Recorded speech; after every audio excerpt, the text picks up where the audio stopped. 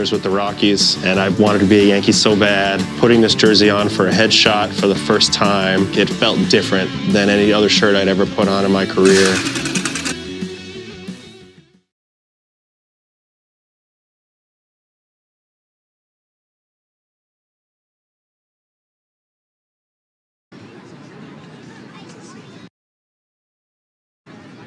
Gordon retired the first 11 batters he saw before allowing a hit in the 4th inning. As Winne takes a ball inside barely. And he's ahead 2 balls, no strikes. A good look at the Winne cartoon on the video board. They're all specially made per the headshots, too. The 2-0 right down the middle with a slider. Drops in at the bottom of the zone. Gordon working with the 4-seam fastball, 2-seam fastball, slider, sweeper, changeup, and a curveball. A big mix of pitches, and he was dotting all of them on Tuesday. Here's the 2-1. Winne drives that to left field, but it's heading back and caught by Collins. Needed either a little more or a little less to drop that in the bucket. Winne is retired, and there are 2 gone.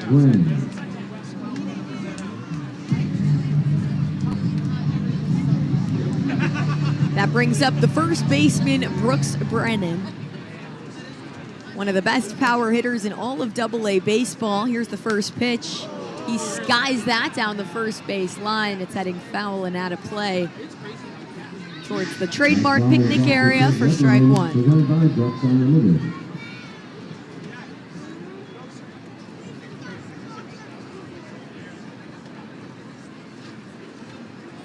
Gordon fires. Brandon got a piece of it foul.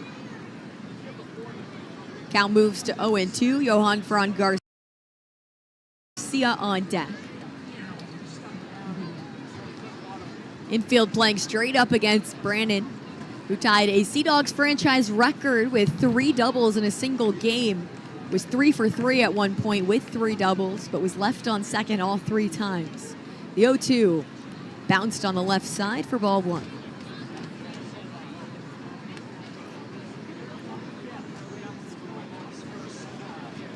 All 3 of those doubles were to opposite field, so we see now a change in the shift for Binghamton. They had been really stacked to the left side earlier in the week. They've evened out more. 1-2, grounded towards third, backhanded by Rojas. Long throw in time. Snagged by Reimer. It's a 1-2-3 first. Binghamton leads 1-0 to the top of the second. Sea Dogs Radio Network presented by Verizon.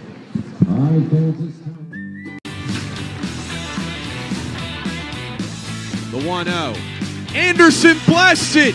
Deep left field. It's a walk-off grand salami for Jose Anderson. And the Warbirds win it 11-7. It's a great night for baseball. This matchup features some of the best talent in the game. A lot of power, a lot of marquee names. Here we go. Buckle up, folks. There's a guy who wants to be in the spotlight. The bats have come alive. A showstopper. We're just playing Powerball. This place doesn't know what hit them. These teams are entertaining, are they not? The show continues. Experience game-to-game coverage of the night's biggest moments, live and commercial-free. MLB Network Strike Zone, Wednesday and Friday nights all season. Righty-lefty matchup. The pitch to Brown is a breaking ball lifted into the air out to deep left field. Harbor back to the warning track, right up along the fence. He leaps and he makes the catch. Gosh, we've gone to Sea Dogs games since we were kids. I've been coming to see the Sea Dogs for the last 30 years. Great experience. Everybody here is just bends over backwards to help people out and wish the world was like it is right here at the ballpark. We've always wanted to be more than just a baseball team. We want to be strong, active, contributing members of the community. And I think that effort is seen by the people and the fans, and they want to support that effort. Welcome back into Delta Dental Park's top of the second inning. Binghamton working with a 1-0 lead, trying to extend that against Morgan McSweeney. I am joined in the booth by Ashley Gagnon from NBT Bank, a private banking relationship manager. Ashley, welcome in. How gorgeous is this to play baseball today? It's an amazing day to be out here. It is nice and cool and not too sunny. Ashley, can you tell us a little bit about NBT Bank and your role within the organization? Yeah, so NBT Bank has been serving customers in our community for over 170 years. We span from Portland, Maine to Buffalo, New York, Burlington, Vermont, and Wilkes-Barre, Pennsylvania. We offer personal business, wealth management solutions throughout Northeast. 1-1 count to Chris Suero right now. What different kinds of roles have you had in the organization throughout your career with NBT Bank? So I joined them in 2021 as a branch manager. I bring over 20 years of business development in the Portland area. And I currently serve as a private banking relationship manager. So I work with individuals, families, and business owners just to understand their goals, connect them with the right banking, lending, and wealth management solutions. With so many different banks in the area, what sets NBT Bank apart? Yeah, so it's really the relationships with NBT Bank. We truly believe in connecting with our customers, understanding what they need, and really providing them with that financial solution. Yeah. Counts 1 and 2 right now to Chris Suero as he fouls it down the line. You mentioned NBT Bank all over Maine, also as far away as New York, but that business in Maine has been growing recently. Can you tell me a little bit more about that expansion here in the state? Absolutely. It is so exciting to watch NBT Bank grow here in Maine. We just opened up our new branch location at the beginning of the year, 191 Marginal Way in Portland. And we are also expanding to the Downs in Scarborough, which is super, super exciting to now have a few locations set up. Chris Suero, meanwhile, puts a deep ball down the third baseline, but Turner got there quick, managed to hold that to a single. It's a leadoff single for Binghamton. They've got a base runner for John Bay. It's been, there's a lot going on in the economy right now for people all around the United States. What kind of concerns financially are you hearing from customers right now as of late? Yeah, it really depends on the person and the customer. Some customers want to get more from their savings, while others, they're just really preparing for retirement, growing a business, or planning for future financial goals. So more than anything, what people are asking for is trust in their bank and understanding. Yeah. John Bay grounds out to the first baseman. Suero had been off with the pitch, so no chance for a double play there. Suero moves into scoring position at second. One gone for Corey Collins. McSweeney up to 10 pitches as he faces Collins for the first time today. Have you been to Sea Dogs games before? Every year, multiple games. It's always a blast to sit, to watch, and be part of the community out here. NBT Bank did such a great job. I mean, backyard baseball seems so popular. So many people here. Have you ever played backyard baseball? Of course. It's a blast. The 0-1 is hit foul for strike 2. I actually hadn't before. My partner, Emma, has been telling me all about it as of late, but it's been fun to watch everyone around the park get so hyped up for it. What is the best way for listeners to learn more about NBT Bank and potentially get involved with NBT Bank? Yeah, they can stop by our branch location on 191 Marginal. They can give us a call. They can also visit us. Sorry, there's a pause there. This game is fabulous. But they can visit us at our branch or nbtbank.com, have a conversation. We're happy to help and answer any questions anyone has. Another quick look. Chris Suero just stole third. The throw from Garcia was great, but Suero just snuck his hand around to the front of the bag to get around the tag from Jack Winne. He's 90 feet away from making this a 2-0 ball game, and Garcia wants to have a quick chat with Morgan McSweeney. Do you have any favorite Sea Dogs memories? I think it's always buying a sweatshirt, sitting in the stand and eating a fabulous hot dog, and just singing all the great songs that come across the speakers. And most recently, we actually did a event at Make-A-Wish where we got to sit with the players. It was fabulous. Slugger and I jumped rope for about a half an hour together. So that's awesome. Sounds like a good workout. It was fabulous.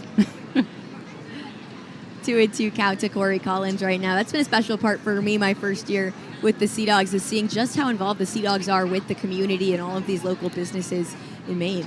Yeah, it's definitely our community. So, love that. Collins drills that to center field. It's in play for Nellie Taylor. Suero is going to tag and try for home. Taylor with the throw to the plate. Brandon can't bring the relay home. Suero scores. It is 2-0. Binghamton with 2 outs in the inning. Have you been to any Sea Dogs games as of late? This is my first this year. I've been very busy. But what I did hear is that you and your partner are the first female duo to play-by-play. We are the only female duo this year. There's actually a woman named Riley Pay who was Emma's assistant 3 years ago, and she's the reason I wanted to work here. Riley now is running her own team out in Tacoma, the Tacoma Rainiers. That's the AAA affiliate of the Seattle Mariners. And I actually read an article about Emma and Riley years ago, featured as the first broadcast duo, all women in minor league baseball. And that's why I was hoping that the same position came open to work with Emma. I think it's so special that she is really leading the way for us women in baseball. It's amazing. The 0-2 foul tip. Garcia can't glove it. We're at the bottom of the order with DeAndre Smith right now. Bases empty. Binghamton up 2-0 with an 0-2 count. Smith had the day off yesterday. Back in the order today. Is there anything you really want to see today from the Sea Dogs? I want to see some excitement. A home run, let's put it over the flag. How's that? I love that. They've had a lot of home runs this week, not last night, but the 3 nights before that, they had 2 or 3 home runs every single night. They have 8 home runs this week as a team. There's been so much talent circling through Portland here. It's really cool to watch. Yeah. 0-2 off the end of the bat again. Smith just keeps fouling away these pitches. Is there anyone that you saw at a Sea Dogs game in the past that then moved on to the Red Sox? Are you a Red Sox fan, first of all? I am definitely a Sea Dogs fan, and watching kind of those players go up. And there's definitely few over the years that I've watched move up, or ones to watch that are out here. I'm pausing right now on the name. But McSweeney draws a swing and a miss at the top of the zone for strike 3 on Smith. The side comes to an end. Binghamton plates 1. They lead. Did he do it? What a play! An absolute beast unleashed. You are unbelievable. Racking them up, all I do is win. Spot that hashtag like a boss. Yeah, that's how I roll. Keep on nailing and never miss it back. Enjoy the show. We live the biggest plays from every game with Abby LeVar on Quick Pitch. Late nights and early mornings on MLB Network.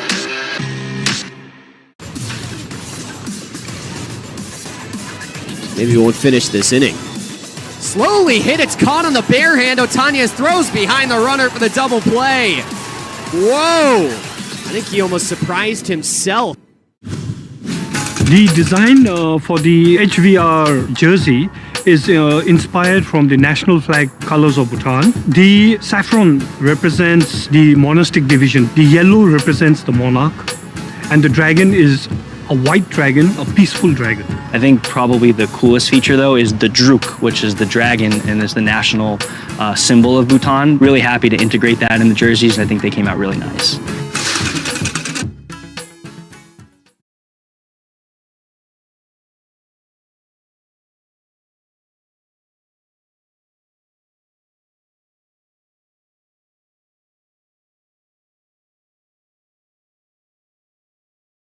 We know that the people that keep this place running are the ones that make it feel like home. Lighthouse Credit Union, for those who keep the lights on. Bottom of the second, 4, 5, and 6 due up for Portland. They were retired in order in the bottom of the first. Second inning of work for R.J. Gordon. First pitch. Garcia fouls that straight back to our left. For strike 1. Fans got to keep their head on a swivel here at Delta Dental Park. The 0-1. This is outside, a ball and a strike to Garcia. Garcia was 0 for 4 yesterday. He did have a monster home run earlier in the week. The 1-1 high and inside nearly hits him as to duck out of the way.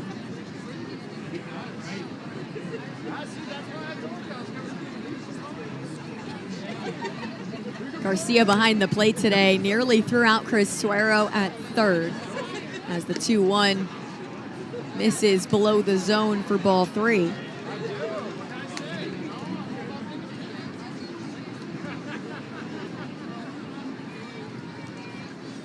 Henry Godbout waiting on deck. Here's the 3-1. Down low, ball 4. Garcia shows some patience at the plate and draws the lead-off walk. The Sea Dogs have got a runner on base for Godbout.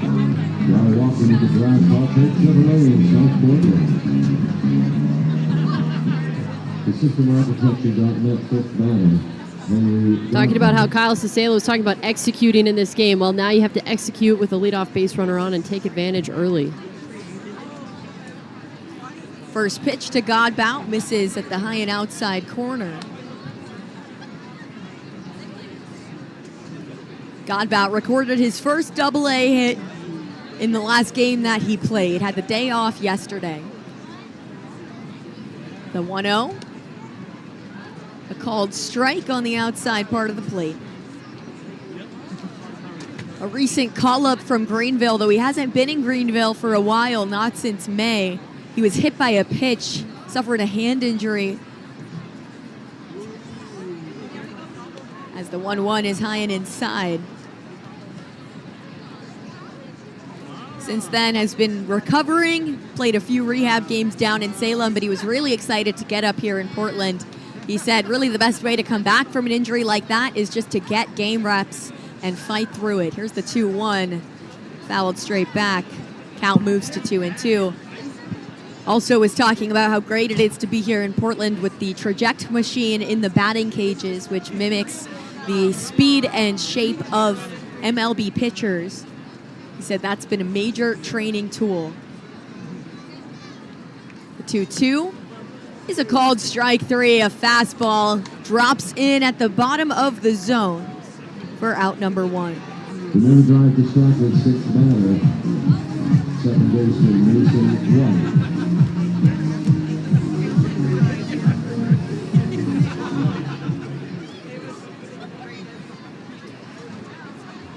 Here comes the second baseman, Mason White.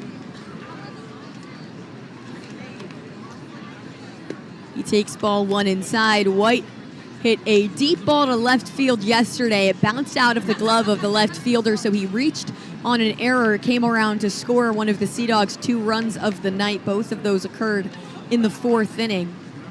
As the 1-0 low and inside again.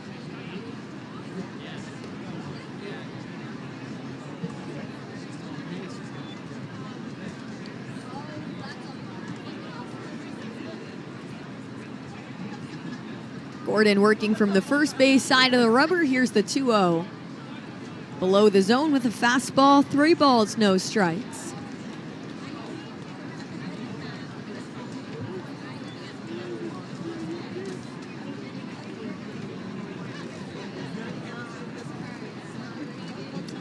And the pitch. White fouls that straight back. Green light on a 3-0 count. That one would have been a called strike. A round of applause as the fan must have made a good catch on that foul ball. I think he caught it with the baby. Wow, that is dangerous. Impressive. The 3-1, Garcia is off, and he just stole second base. He got a great jump on it. That pitch was a curveball, very slow moving to the plate, and Suero decided to just eat it. Look at Johan Frank Garcia. But that's actually ball 4 to Mason White. I have no idea what I'm talking about. Well, Garcia was off with the pitch, but it was great hustle. He just got helped out by R.J. Gordon. He does have 3 stolen bases. I do like having catchers with the ability to take off in those situations. Turner takes ball 1 inside. So distracted talking about the catch with the baby. Forgot we were on a 3-ball count.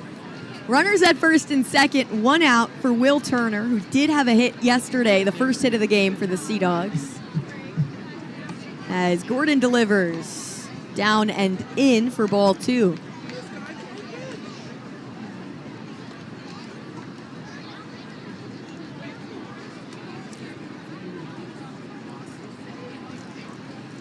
Infield shifted to the right side. A lot of space on the left for Turner if he can muscle it opposite field. The 2-0 on the ground, up the first baseline into right field. Rounding third, heading home, Garcia. White on his way to third. It's an RBI single for Will Turner. Sea Dogs on the board. It's 2-1. 104 off the bat under the glove of the diving first baseman Jacob Reimer. Sea Dogs executing with runners in scoring position. Hey, props to DeAndre Smith in right field. He was trying to throw out Mason White at third base. Really strong throw. Interesting to see if Portland adjusts and maybe doesn't test that arm too much the rest of the game. Here's Nate Baez. He takes a first pitch, called strike, a slider to the high and outside corner. And this is, as mentioned, the second time the Sea Dogs are facing RJ Gordon this week, and since he went 7 innings, they got a really good look at him. They know where those pitches are coming in now. Runner is off as the 0-1 is grounded towards short. Turner safe at first. That drives in a run. It is 2-0. And good thing for the Sea Dogs that Turner had been off with the pitch. Otherwise, that could have been an inning-ending double play. Garcia thrown out at first. It's a tie ball game.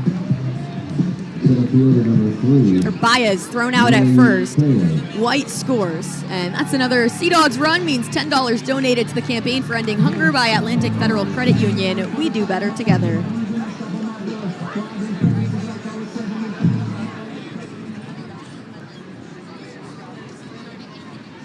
RBI ground out for Baez, a runner in scoring position, 2 outs for Nelly Taylor as he takes strike 1.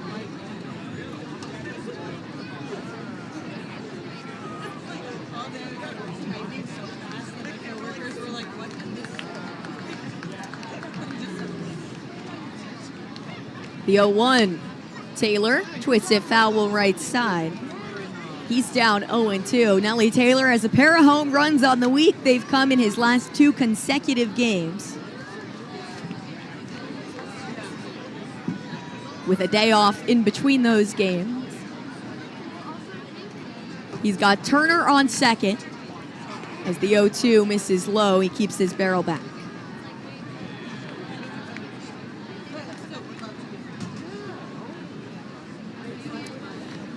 Bottom of the second here in Portland on a beautiful sunny afternoon. 2-2 ball game. 2 runs have scored in the inning. Portland continues to threaten. Gordon kicks and deals. Taylor hits that high to center field. Coming in on it, it's shallow.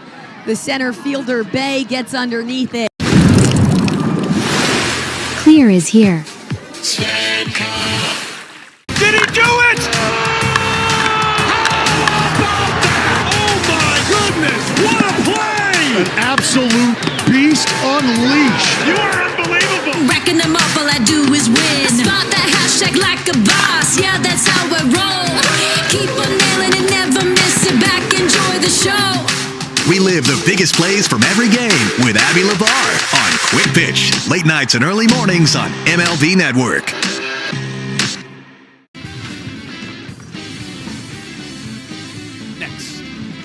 Davlin swings, hammered in the air, no doubt shot for Chuck. That was pretty at 417 feet from home plate. Payoff pitch. Davlin swings, hammered in the air to right field, and gone! A 2-homer inning, punctuated with a grand slam. Here's the payoff pitch. Ramirez drills it deep to left center. Nelson on the chase. He looks up. It's gone! Ramirez doesn't realize it yet. It hit the ad wall. He's still running. The ball got away from Renzuyo at third. Now the umpires signal home run. The Hyundai Getaway Sales Event. Right now, get 0% APR plus 0 payments for 90 days on the Hyundai Tucson or Hyundai Santa Fe. Hurry in.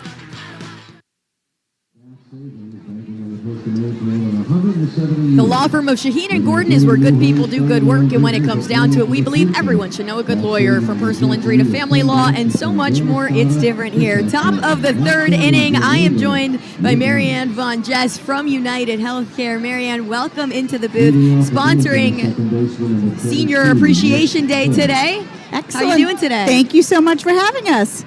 Wonderful. United Healthcare has done so much good work in partnership with the Sea Dogs. And speaking of seniors and Senior Appreciation Day, what is one health tip that you think older adults should prioritize? So late summer is a great time to check in on your health before we get to the busy fall season. So one of the most important things people can do is to schedule preventative care appointments and make sure that they're up to date on all of their recommended screenings and vaccines. So prevention can help identify any potential health early issues, and when they're often easier to treat and manage. When people hear the term preventative care, what does that actually mean? So preventative care is care that you receive when you're feeling well, and what lets you stay healthy and reduce health risks. It includes things like annual wellness visits, routine screenings, and conversations with your doctor about all your overall health. And these visits can help catch potential concerns early and support healthier long-term outcomes. Mitch Voigt fouls one over the screen into the crowd. We're at the top of the order. He's got a 1-2 count. I feel like preventative care, I know it's Senior Appreciation Day, but I think people of all ages could benefit as well from preventative care. But continuing with the adult topic, what should Medicare-eligible adults know about their coverage for preventative care? So many people are surprised to learn that Medicare covers a variety of preventative services, includes annual wellness visits. The visits gives you time with your doctor to review your health history, discuss any of your health goals, and create your own personalized plan for staying healthy. It's a valuable opportunity to focus on preventative rather than treatment. Mitch Voigt pops it up foul. Again, he's got a long at-bat going right now. He's about to face pitch number 7 on a 1-2 count. Why is it important to have a primary care provider, especially as we age and go through life? So a primary care provider is going to help you coordinate your care. We want to keep track of medical history, make sure that you're staying current on any important screenings and preventative services. And so we often think of them as the quarterback for your health care coverage. They connect all the dots and support your overall health needs. Sounds like a great idea, having a primary care provider. Mitch Voigt swings and misses as Morgan McSweeney finally wins the battle in that long at-bat, draws a whiff on the cutter. He's now facing Marco Vargas. Bases empty, tie ball game 2-2. How can United Healthcare help people navigate this health journey? So healthcare can sometimes feel very complicated, especially as your needs change over time. So at United Healthcare, we're committed to helping people better understand their coverage, access their care, and find the information and resources that support healthier living. And we encourage people to take advantage of educational resources and talk to their doctors about preventative care that's right for them. So it's not just you representing United Healthcare today. 3-0 count, by the way, for Marco Vargas. There's a table downstairs for United Healthcare Senior Appreciation Day. If fans stop by the table, what kind of educational resources might be available there? So we're excited to be here. We're celebrating seniors. We're supporting the local community. So if you stop by our table, our team can share information about the importance on preventative care. We can answer any general Medicare-related questions. We can point you to resources that can help better understand your health care options. Whether you're already on Medicare, approaching Medicare eligibility, or helping a loved one navigate the process, we're happy to connect and provide educational information. That is such a big part of healthcare, especially as people age, is providing healthcare, for your parents as you age. And when do you think, middle-aged people should get involved with maybe their parents' healthcare, or how does that process kind of work as you transition into that later stage of life? So it really is a complicated situation, and I think the more eyes on your benefits, The more eyes that can manage and help manage care is going to be beneficial to everyone. And certainly as people start to approach 65, it's a really great time to look for resources in the community to make sure that they have the coverage that they need.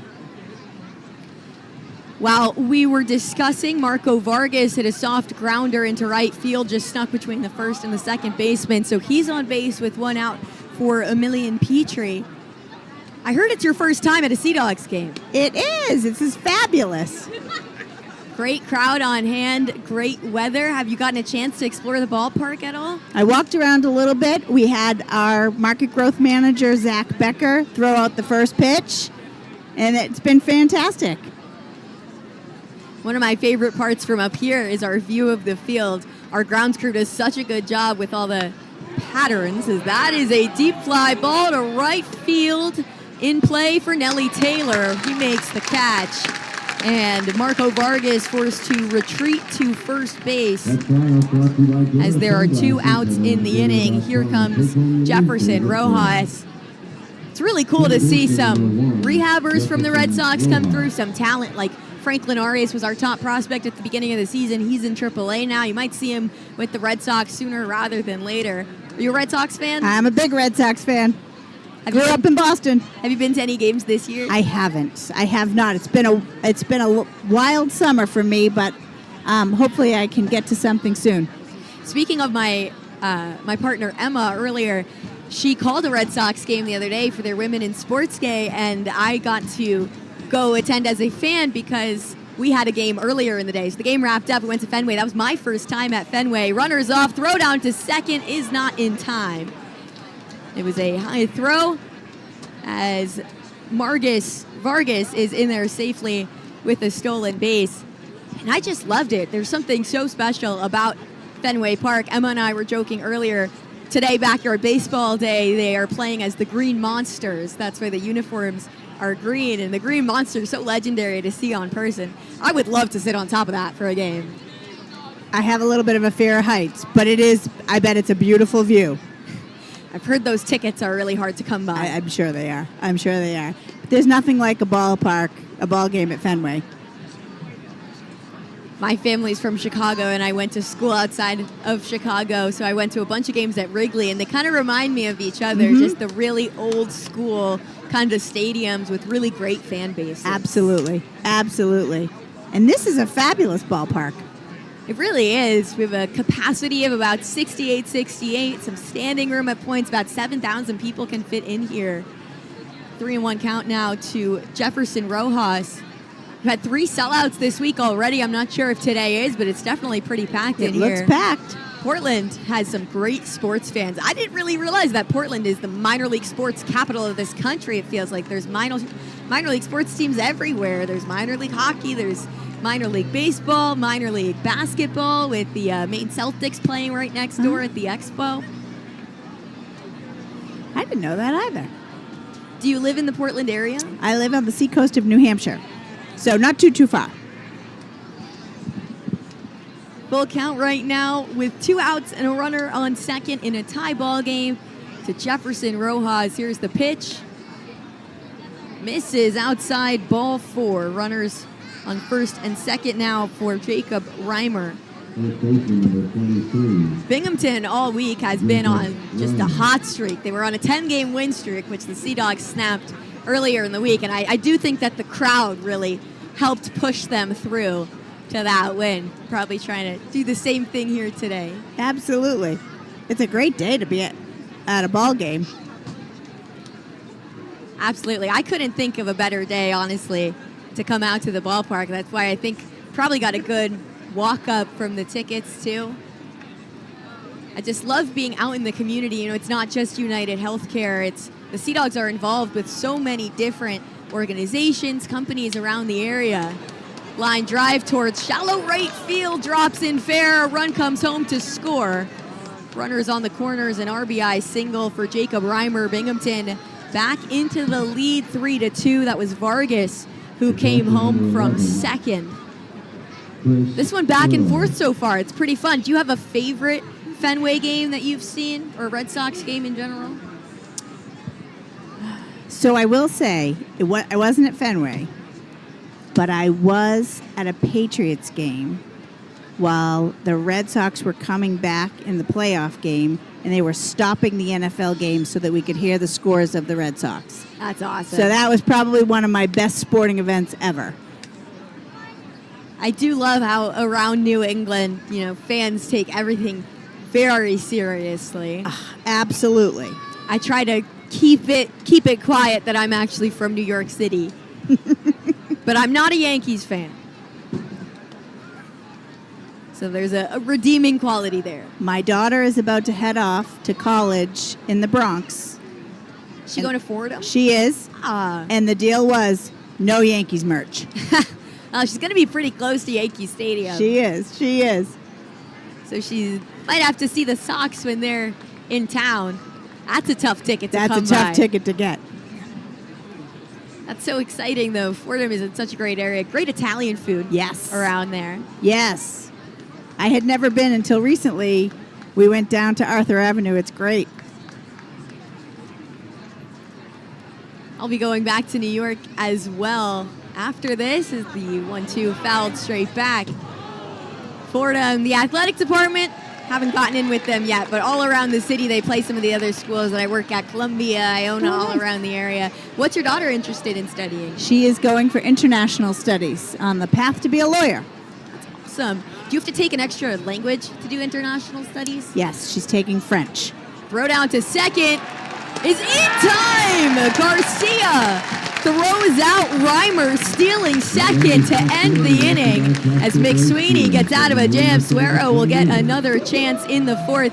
Marianne, thank you so much for joining us, and thank you to United Healthcare and telling us all about it. We'll take a break and head to the bottom of the third inning. Be right back. Sea Dogs Radio Network, presented by Verizon. Thank you. Thank you.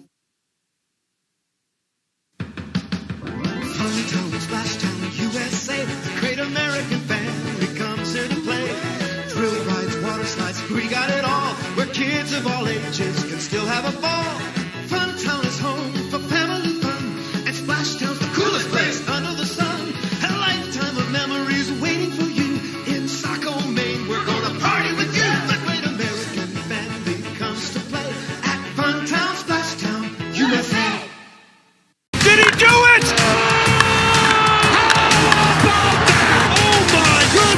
What a play! An absolute beast unleashed. You are unbelievable. Racking them up, all I do is win. Spot that hashtag like a boss. Yeah, that's how I roll. Keep on nailing and never miss it. Back, enjoy the show. Relive the biggest plays from every game with Abby LeVar on Quick Pitch. Late nights and early mornings on MLB Network. You could describe Tulsa as a big, small town or a small, big city. Tulsa is a very mixed city of arts and film and sports. I mean, it's a true melting pot of all kinds of things. Professional baseball in Tulsa, it's actually older than the state of Oklahoma. It's nice to play in front of, fans that you see on a daily basis.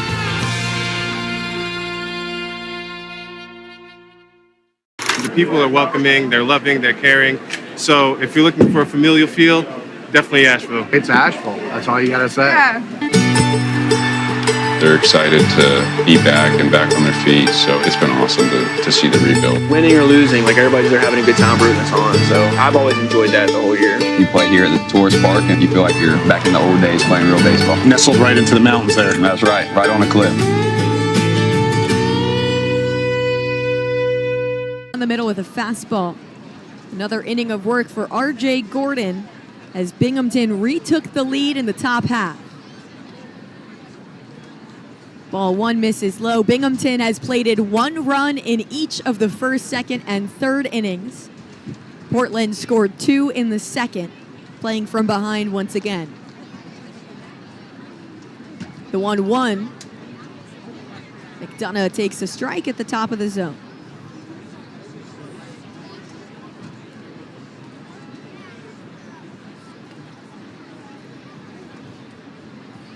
The switch hitter batting on the left against the righty. The pitch. On the ground, gloved by the second baseman. It's actually off of his glove. Ricochets into right field. Mitch Voigt Took an awkward bounce from that ball, and Tyler McDonough safe on first. That's an error on Voigt. And a second straight inning with the leadoff base runner for Portland.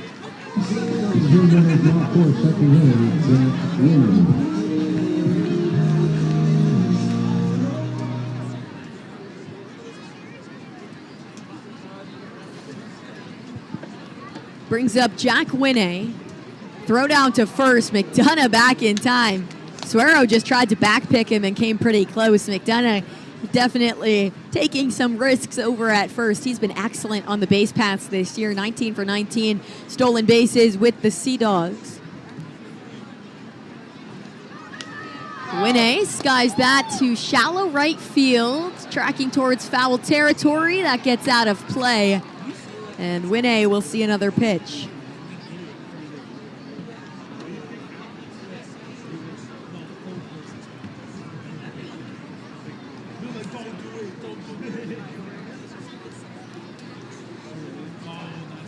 Oh, 0-2 count for Winne. McDonough on first. Nobody out, bottom of the third inning.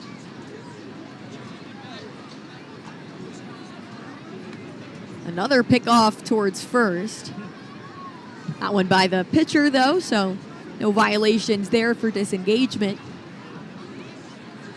Winne in on the right side. Righty-righty matchup. Gordon fires. Winne grounds that foul left side.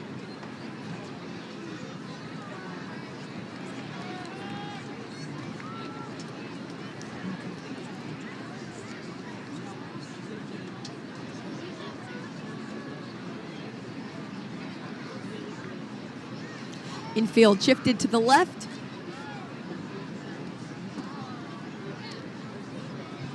Another 0-2. Hit well into left field, but foul. Down the third baseline. Hooked it a little bit. Just enough. That'll have to do it again. That one looked like it might be spelling extra bases.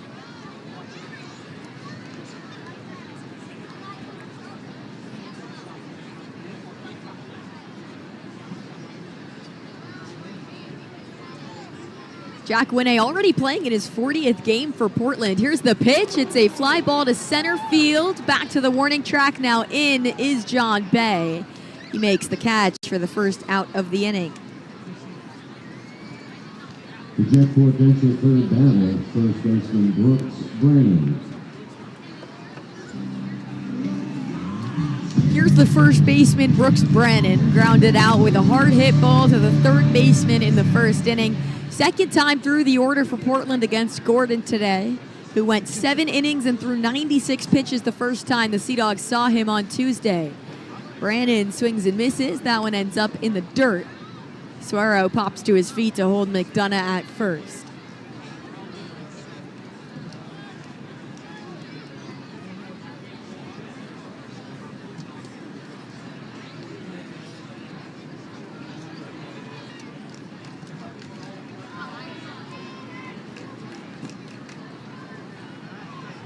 The 0-1 misses way inside. Brannon backs up on it. Brannon has been an extra base machine this week. Multiple doubles, a home run earlier. There's a pickoff to first. McDonough under the tag. He's getting some good dirt on that green monster jersey.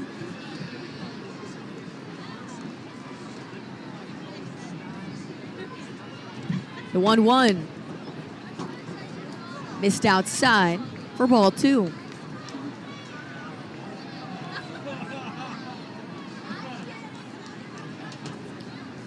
Binghamton has climbed back in the Northeast Division standings from last place. As ball 3 misses low. 10 games back of first place. They now sit in 4th place. Just 4 games back of first place Reading, 2 games back of Portland, who are 2 games back of Reading as well. Those 2 teams will face each other next week here in Portland. Is the 3-1, low and outside, ball 4. Brannon walks and reaches base for the first time today. McDonough up to second. Here comes Johan Fran Garcia. The St. Croix cleanup hitter, Johan Fran Garcia. Garcia with some good momentum after that caught stealing in the top of the inning.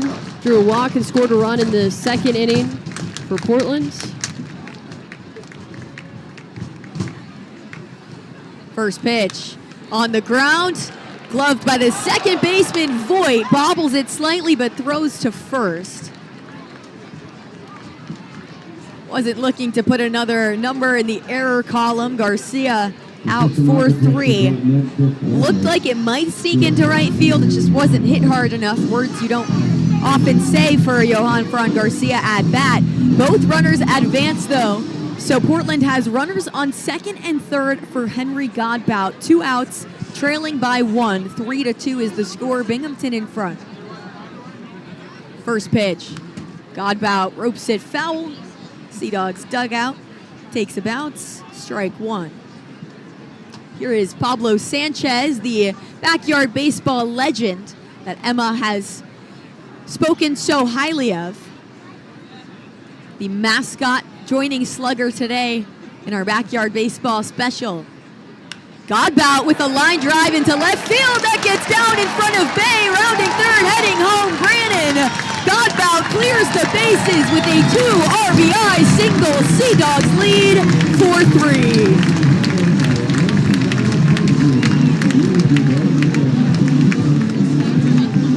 A clutch piece of hitting. Saw a fastball high in the zone. Put it on a line to the left center gap. Really big moment for Godbout early on in his Double-A career.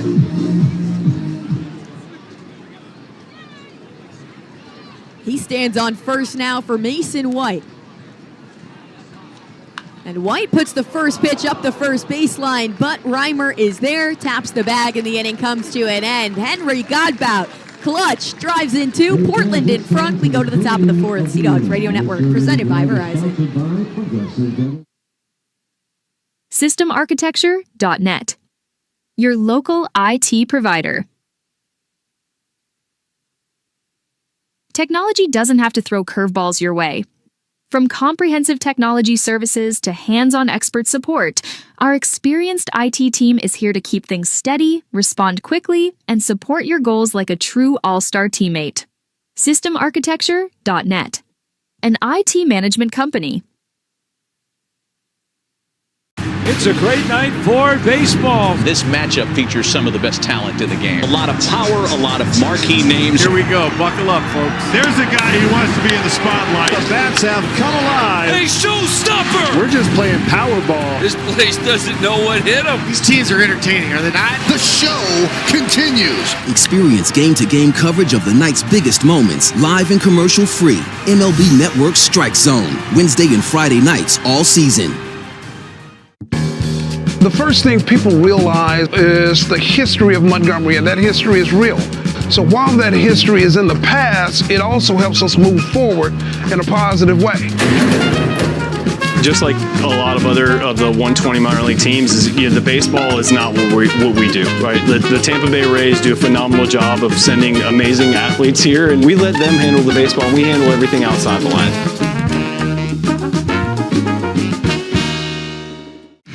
I'm Jonathan Nahum, and for more than 20 years, I've traced the path of baseball's rising stars, navigating the back roads of the national pastime and basking in the glow of small-town America's spirit, where the team is woven into the fabric of everyday life, where it's more than just a game. It's a celebration of the people, the traditions, and the culture that give these places their soul. This is Grassroots. First pitch to Chris Suero, called strike low and outside from Morgan McSweeney. I think that was one of the most impressive mascot performances we've seen. Excellent One for work. the books. One for the books. Slugger not taking any arm days off, that's for sure. Here's the 0-1. This is low and outside, and the count evens 1 ball and 1 strike. McSweeney on the mound for his third full inning of relief. Came in, retired the final batter in the first inning. 1-1. High and inside, ball 2. But Pablo Sanchez, the GOAT of backyard baseball, Portland sporting the backyard baseball jerseys as well, the Green Monsters. Sweeney kicks and fires the 2-1 to Suero, and it misses high and inside, ball 3. But a back-and-forth game. Binghamton has scored 1 run exactly in each of the first 3 innings. Portland was scoreless in the bottom of the first, but have scored 2 in the second, 2 in the third, and they lead 4-3. The 3-1 drops in the off-speed, misses high, ball 4, and it's a leadoff walk issued to the Rumble Ponies. And Chris Suero worked a leadoff single in the second, eventually came around to score. I don't think the line will be very long here for Morgan McSweeney. Max Carlson was just up and throwing in the bullpen, now waiting right by the gate to come out here. Has been one of the Sea Dogs' better relief pitchers this year. As the Sea Dogs, for the first time today, are protecting a lead.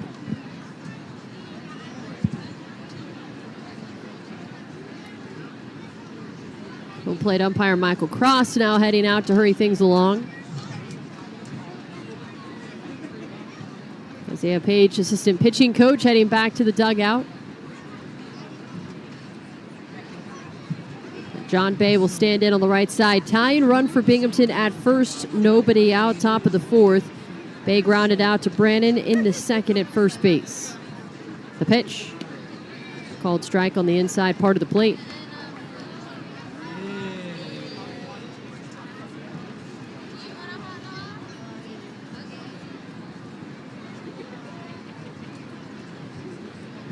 No balls and 1 strike to count. McSweeney turns, throws to first. Suero is back in safely.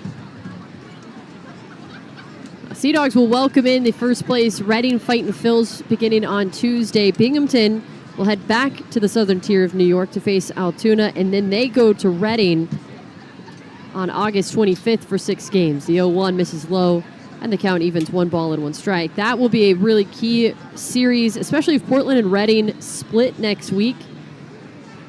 Binghamton and Reading on August 25th. That series will be crucial for both teams. Could make or break some playoff opportunities. This is grounded up the middle and through. A base hit for Bay. Suero around second. He was off with the pitch. Perfectly executed pitch and run, or rather hit and run for the Rumble Ponies. They now have the tying run at third, go-ahead run at first, and nobody out for Corey Collins.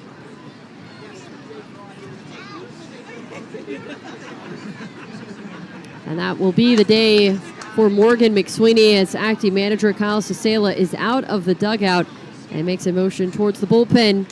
We'll take a break as well. Nobody out, top of the 4th, 2-on for Binghamton. Portland trying to hold on to a 4-3 lead on the Sea Dogs Radio Network, presented by Verizon. At Northeast Delta Dental, we love to see people smile. And as the leading provider of quality dental coverage for Maine, New Hampshire, and Vermont, we're committed to helping entire communities smile. Whether it's through education, supporting our veterans, or giving and volunteering, we're helping to make our communities even stronger. Learn more about Northeast Delta Dental at nedelta.com. We think you'll find a lot to smile about. I grew up in Madawaska, Maine. I am a college student. I really like the credit union shared branching because it's just like I'm going into my local credit union. The services they have are easy to use. You can do anything from your phone, and it's a place I can feel comfortable. It just makes me feel like I'm home. With the Shared Branching Network, you can easily and conveniently do banking transactions at over 170 credit union branches in Maine and over 5,000 branches nationwide. There's one near you at mainecreditunions.org.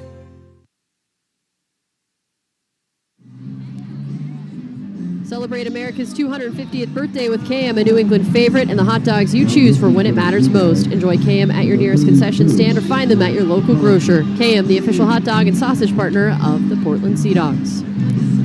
Max Carlson on the mound now for the Portland Sea Dogs here in the top of the 4th. Nobody out and runners on the corners. Sea Dogs trying to hold on to a 1-run lead they have over the Rumble Ponies. It is 4-3 Portland right now. Carlson, the right-hander, 4-2 record, a 4.57 ERA, a 123 whip. Features a fastball, changeup, cutter, and a sweeper. Has only allowed 2 earned runs in his last 13 innings pitched. He sets. Spins, throws to first to check on John Bay. He's back in safely. Carlson, 6'1", 190 pounds, 24 years old, out of Edina, Minnesota.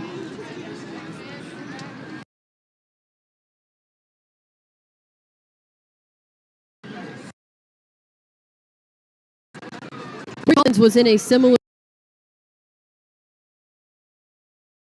sacrifice fly to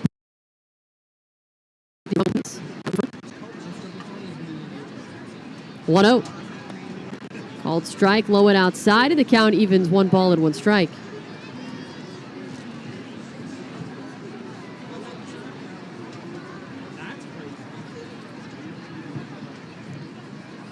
Carlson sets. 1-1. Runner is off. Swing and a miss at the plate. Throw down to second is not in time. John Bay swipes his 4th base as a Rumble Pony, and Collins now at the plate with a 1-2 count.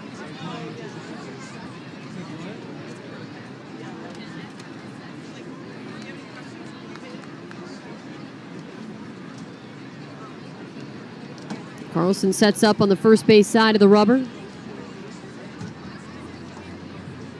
1-2.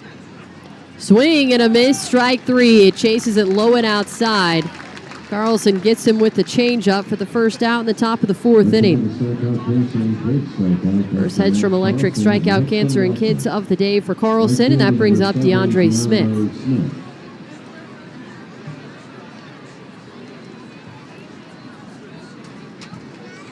Smith struck out against Morgan McSweeney back in the 2nd. Stands in on the right side, still 2 on and 1 away. The pitch. Called strike on the outer half of the zone. Sinker at 92 from Carlson.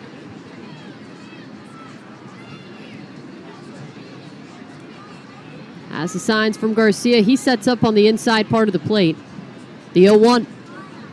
Low and away, and the count evens 1 ball and 1 strike.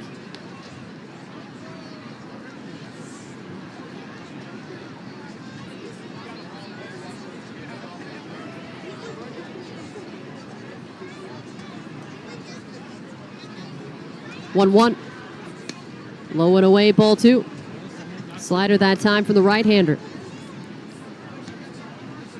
Mason Smith at second base, shaded pretty close to the second base bag. Brooks Brannon just about an island by himself on the right side of the infield right now.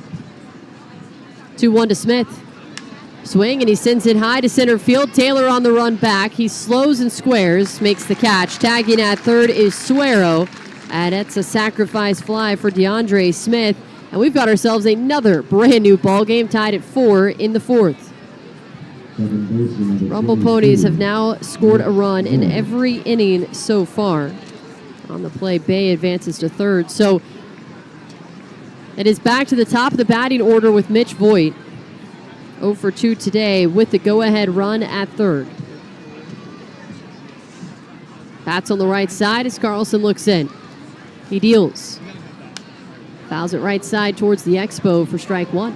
Onto the roof. And it actually bounces on another baseball that was a foul ball last night that is still up there. So quite a few rogue baseballs on the roof of the Expo. The 0-1. Swing, and Voigt crushes it down the left field line. Turner gives it a look. It hits right below the 315 sign. That's a fair ball. Good throw to second, but it's not in time. Mitch Voigt with the go-ahead RBI double in the top of the 4th. As his 10th RBI for the Rumble Ponies in 16 games, and Portland now trails 5-4. But just pulled it down the line, 103 off the bat.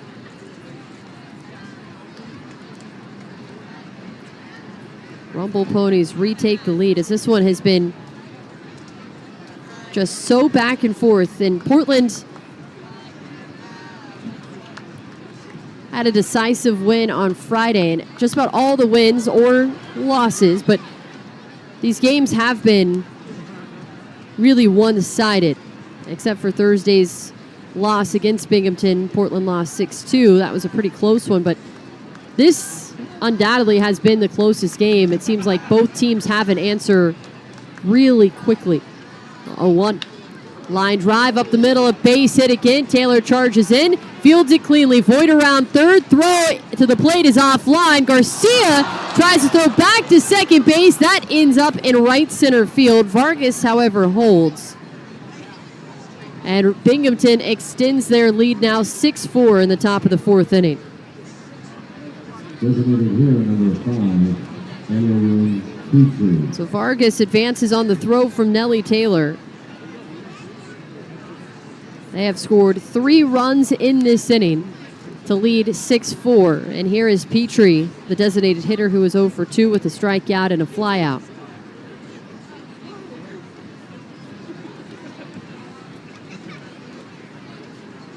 Both of those hits coming on changeups from Max Carlson. Not the first time Carlson has pitched this week.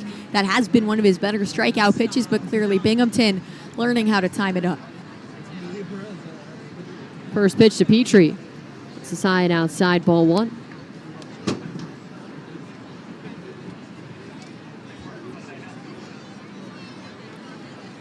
They're certainly jumping on Carlson early. Petrie back in on the left side. The 1-0. This is high and away, ball 2.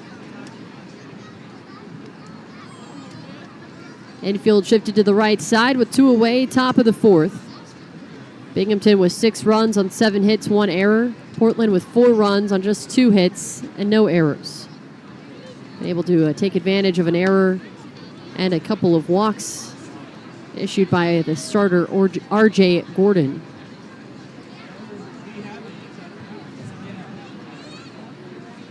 Vargas in at second following the RBI single.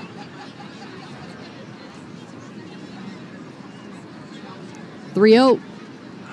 High and away, ball 4. Petrie draws the walk. And here is Jefferson Rojas, who has drawn 2 walks today. One against Rady Sena, one against Morgan McSweeney.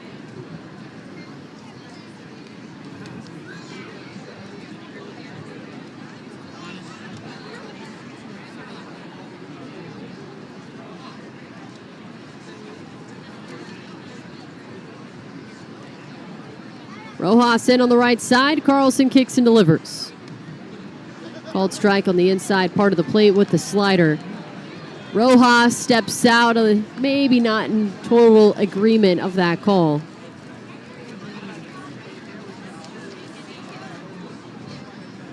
Right-hander on the mound, sets again. 0-1. This is high and outside, another slider, and that one was close as well. Just misses, and the count evens 1 ball and 1 strike. 2 outs and 2 on in the top of the 4th. The 2-2, runners go, swing and a miss at the plate, throw down to second, is not in time. Double steal executed by the Rumble Ponies. Vargas to third and Petrie to second.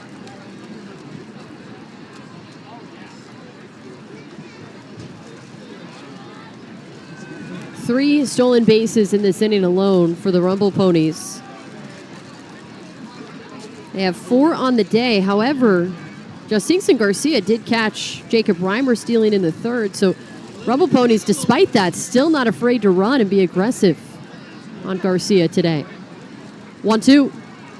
Swing, and he lifts it to center field. Taylor pauses, now runs in and makes the catch for the final out of the inning. 3 runs come across for Binghamton. Portland trails 6-4. It's a great night for baseball. This matchup features some of the best talent in the game. A lot of power, a lot of marquee names. Here we go. Buckle up, folks. There's a guy who wants to be in the spotlight. The bats have come alive. Hey, showstopper! We're just playing Powerball. This place doesn't know what hit them. These teams are entertaining, are they not? The show continues. Experience game-to-game coverage of the night's biggest moments, live and commercial-free. MLB Network Strike Zone, Wednesday and Friday nights all season. The design for the HVR jersey is inspired from the national flag colors of Bhutan. The saffron represents the monastic division. The yellow represents the monarch. And the dragon is a white dragon, a peaceful dragon. I think probably the coolest feature, though, is the Druk, which is the dragon and is the national symbol of Bhutan. Really happy to integrate that in the jerseys. I think they came out really nice. Gosh, we've gone to Sea Dogs games since we were kids. I've been coming to see the Sea Dogs for the last 30 years. Great experience. Everybody here is just bends over backwards to help people out and wish the world was like it is right here at the ballpark. We've always wanted to be more than just a baseball team. We want to be strong, active, contributing members of the community. And I think that effort is seen by the people and the fans, and they want to support that effort. Thank you. For every financial need, we'll meet you in the moment. KeyBank opens doors.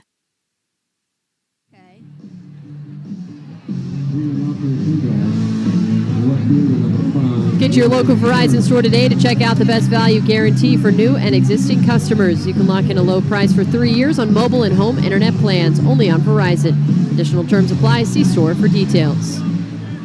Bottom of the fourth, Portland trailing 6-4 now after the Rebel Ponies able to plate 3 in the fourth. First pitch by Will Turner is skied to right field. Smith coming in, and he makes the catch. 1 pitch, 1 out to begin the bottom of the fourth. That brings up Nate Baez. Designated hitter number 12, Nate Baez. Baez with the RBI ground out in the second. Portland has plated 2 runs in the second, 2 in the third. Scoring 4 runs while only having to record 2 hits on the day so far. First pitch called strike inside, and that is because Portland has drawn 3 walks against R.J. Gordon this afternoon. All 3 have scored as the 0-1 misses outside and the count evens 1-1. So Portland able to really take advantage of those free passes. Not to mention Tyler McDonough reaching on a fielding error in the third, and he also came around to score. The 0-1 bounces in front of the plate, and the count now falls to 2-1.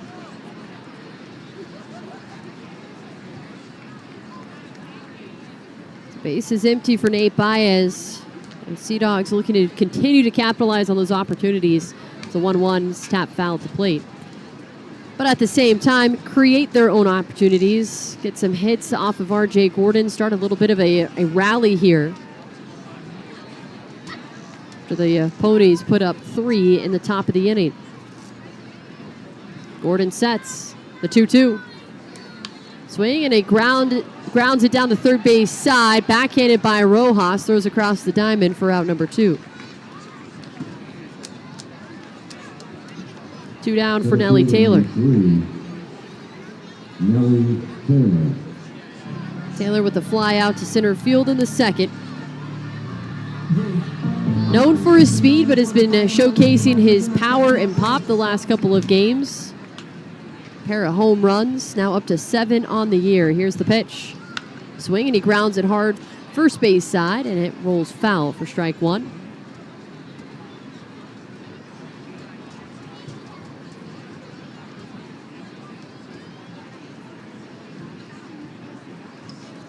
R.J. Gordon now at 59 pitches, 35 for strikes. 0-1. Called strike 2, low and inside with the changeup. Gordon has quite the arsenal: 4-seam fastball, also a 2-seamer, slider, sweeper, changeup, and a curveball. He sets. The 0-2. Bounces inside, ball 1. Spiked the changeup a bit.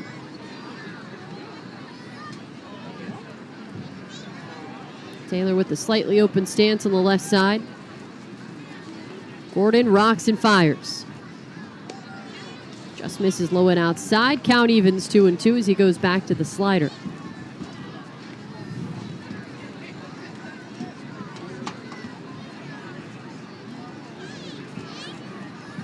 Slight breeze blowing in from right center field on a beautiful day in Portland. The 2-2. Swing and a miss, strike 3. Taylor goes down on strikes, and the Sea Dogs are retired in order. Head to the top of the 5th, Portland trailing by 2 on the Sea Dogs Radio Network, presented by Verizon. Hey fans, want to watch baseball's top prospects? With the Bally Sports Live app, you can stream every minor league game and follow tomorrow's stars. Anytime, anywhere. Dive in with real-time enhanced stats or play bingo along with every pitch. It's the best way to watch minor league baseball. Best of all, it's completely free. Scan the QR code and download the... It's a great night for baseball. This matchup features some of the best talent in the game. A lot of power, a lot of marquee names. Here we go. Buckle up, folks. There's a guy who wants to be in the spotlight. The bats have come alive. Hey, showstopper! We're just playing Powerball. This place doesn't know what hit them. These teams are entertaining, are they not? The show continues. Experience game-to-game coverage of the night's biggest moments, live and commercial-free. MLB Network Strike Zone, Wednesday and Friday nights all season. I'm Jonathan Mayo, and for more than 20 years, I've traced the path of baseball's rising stars, navigating the back roads of the national pastime and basking in the glow of small-town America's spirit, where the team is woven into the fabric of everyday life, where it's more than just a game. It's a celebration of the people, the traditions, and the culture that give these places their soul. This is Grassroots. One of the personal touches on the uniform is the gray, making it look like it's the old wool. The great thing about the Birmingham Black Barons uniforms, very simple in regards to the triangle B and the block lettering for Birmingham across the chest. This is something that's a little bit more geared towards the players. Having the tribute to Negro League, I think this is going to be a marquee moment for them in their journey. To be able to honor and salute the legacy and contributions of the Negro League legends is just unbelievable. surfpro.com. Caleb Bolden is the new pitcher on the mound for the Portland Sea Dogs. See a first pitch right down the middle for a called strike. Jacob Reimer, Chris Suero, and John Bay due up.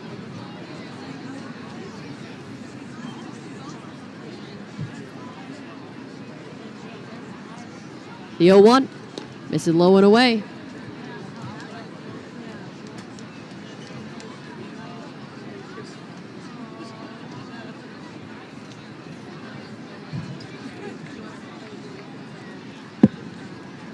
Bolden rocks and fires. Here's the 1-1.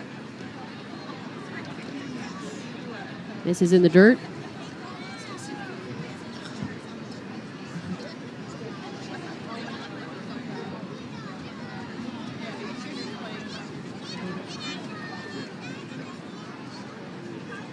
Two-one. Clips the low and outside corner that time with the sinker, and the count evens 2 balls and 2 strikes.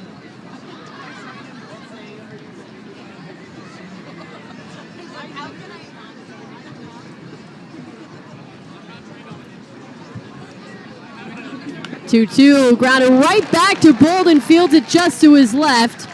Able to toss over to first to Brooks Brandon to complete the out.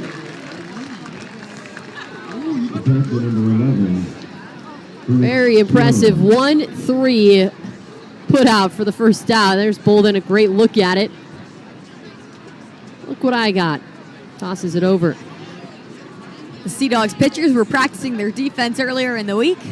Helps him out here. If that one gets up the middle, Reimer maybe could have ran it out. First pitch to Suero, misses low and outside, ball 1. Now Reimer's pretty quick. We've seen some plays too this week that have been hit back to the pitcher that have been deflected or hit the pitcher. A couple of those on both sides this week. 1-0. Called strike, another fastball, and the count evens 1 ball and 1 strike. Suero has scored 2 out of these 6 runs for Binghamton.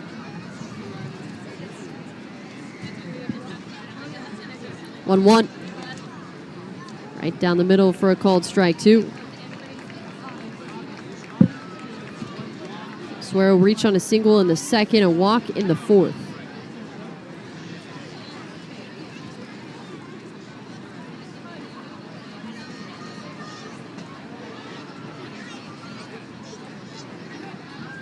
One-two pitch. Swing and a drive, right center field gap. McDonough racing back, and it is out of his reach, off the wall. Suero around first into second. slams on the brakes. It's a 1-out double. Second hit of the day for Suero.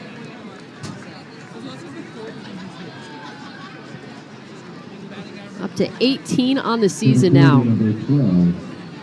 Now stands in at second, ahead of John Bay. A slider moving away from the batter. Suero was right on it. Goes closer to the end of his bat to put it in the opposite field gap.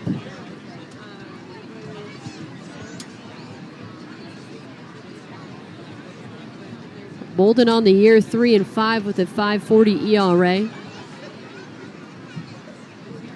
Comes set. The pitch. Called strike on the low and inside corner. Second time that Bolden has faced the Rumble Ponies this week. 3 days ago, he went 2 innings. He gave up 3 runs, but they were all unearned. 3 strikeouts and 1 walk. The 0-1 just misses low and outside, and the count evens 1-1.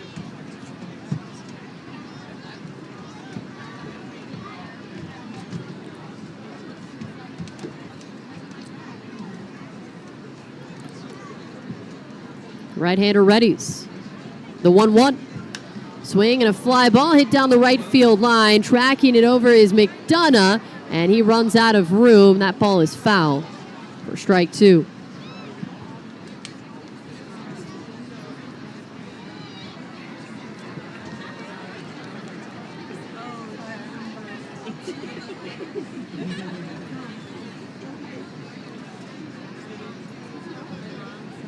So John Bay will head back to the batter's box.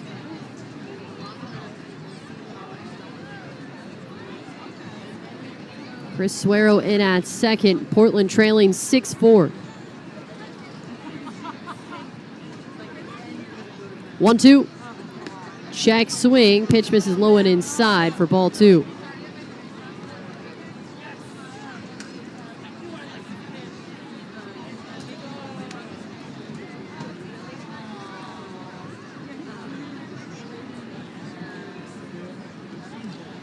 Now Bolden steps off and looks the runner back to second. John Bay singled, stole a base, scored a run in the 4th. The Rumble Ponies have scored 1 or more runs in each of the first 4 innings. This afternoon, they lead 6-4. Here's the 2-2. Runner goes at second. Throw down to third is, well, we'll wait. Not in time. Almost looked like Suero had a chance of possibly oversliding the bag, but instead he steals his second base today and now has 31 stolen bases on the season. There's a good look. He's able to keep his hand and then his foot on the bag. Tag applied by Jack Winnick.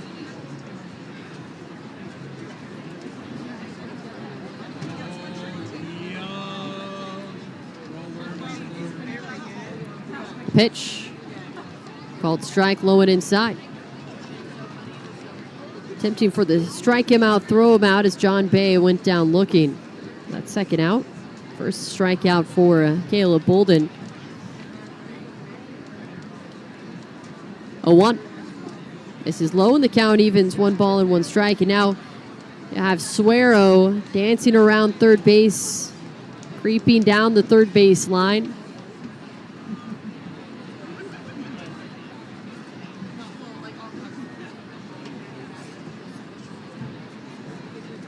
Bolden sets. 1-1.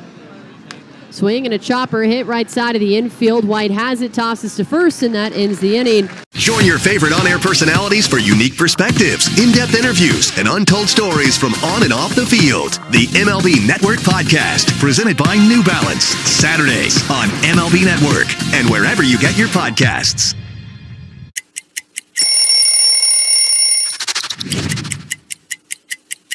Well, when we moved downtown San Diego from Qualcomm to Petco Ballpark, new uniforms were on the way, and this is the Padre home white. This jersey is from 2007, which was a career year for myself, winning a Cy Young. There's some different memories that stand out. One in this uniform against the Braves, where I struck out a Padre record 16, wearing this jersey, trying to make the Padre and the Friar faithful proud.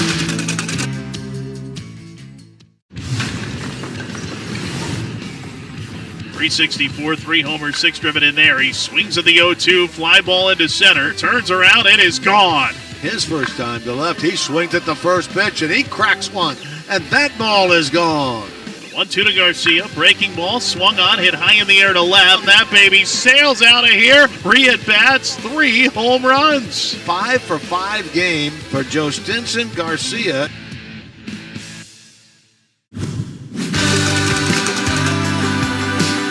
Each year now we have a contest for our patients that they can design the jersey that's worn by the players this evening. We do a jersey auction. The proceeds are raised to benefit Children's Hospital, and they have a chance to meet the player. With a little extra help is more successful than quitting cold turkey. Quit like a Mainer. Enroll online at MaineQuitLink.com or call 1-800-QUIT-NOW.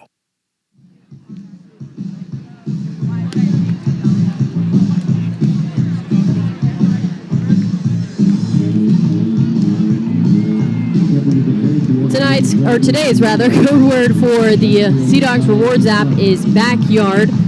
One word, BACKYARD. Enter it in the Sea Dogs Rewards app. Earn your points today. Bottom of the 5th. Portland trailing 6-4. Tyler McDonough. And on the left side to face the new pitcher on the mound. First pitch from Gomez. This is low and inside for ball 1. Christopher Gomez, 6'4", 222 pounds, 23 years old, out of the Dominican Republic. Has been with the Mets organization since 2022. 1-0. Swing and a miss. The count evens 1-1. So he takes over for R.J. Gordon.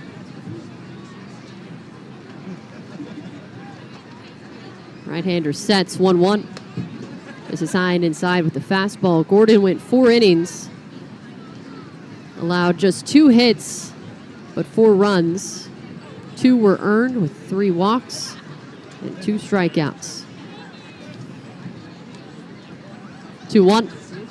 Swing. McDonough pops it up high behind the plate. And that will find a seat. Count stays at 2-2. Almost a catch.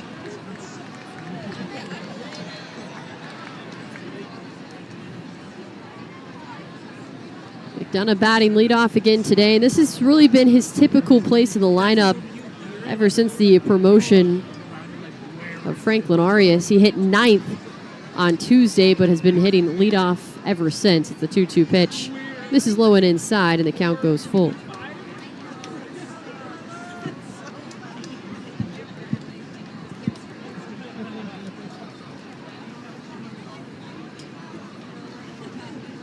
(3-2), low and inside, almost hit McDonough, looked like, but regardless, that is a walk.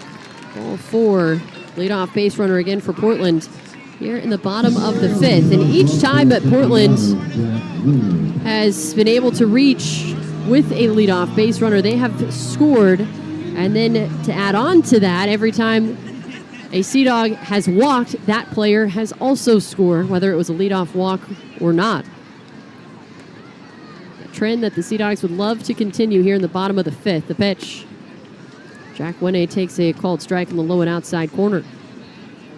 And this is deja vu to the 3rd inning. McDonough led off on base, reached on an error that time. Winne flew out to center field. Brandon walked. Same part of the order due up here. 0-1. Swing. Winne sends it over our heads, foul for strike 2.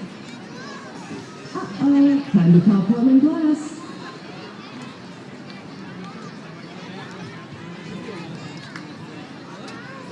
Jack Winne 0 for 2 today with a pair of flyouts to left field and to center.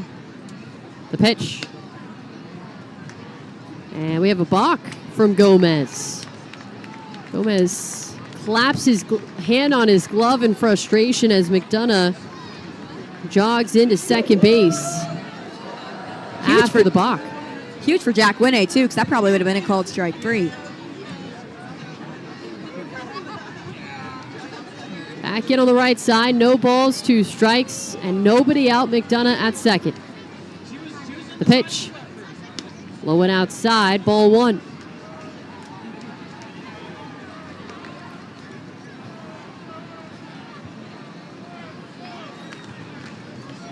Jack Winne at the plate, the possible tying run for Portland. Gomez now steps off and will have a visit from his catcher, Chris Suero.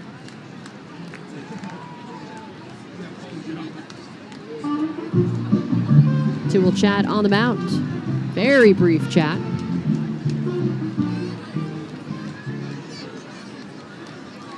Checking in on the Boston Red Sox right now. Red Sox trying to sweep the Pirates. Well, Pirates 7-0 lead in the bottom of the third over the Red Sox right now in Pittsburgh. And then the Red Sox will return home to Boston.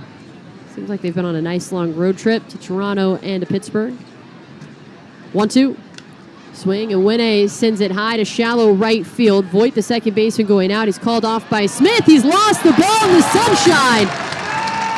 Drops on the grass. McDonough to third, and Jack Winne at first.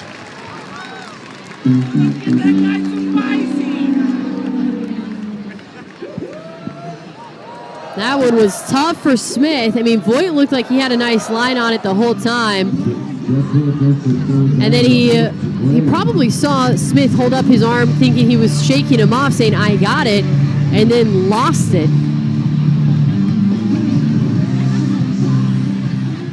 That's a first hit of the game for Jack Winne. And Portland now has the tying run at first and the go-ahead run at the plate in Brooks Brannon. The cloud coverage, too, today. That one's so high in the air that if you take your eyes off of it for a second, it becomes hard to differentiate with the sky.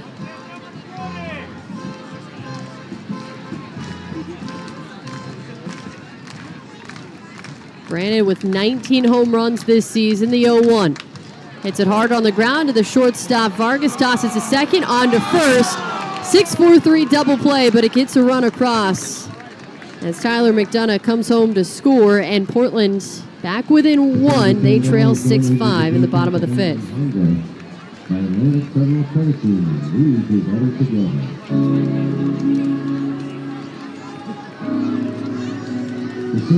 So base is empty, 2 away for Johan Fran Garcia. He climbs in on the right side. Gomez sets the pitch. Swing and a foul tip back into the netting for strike one.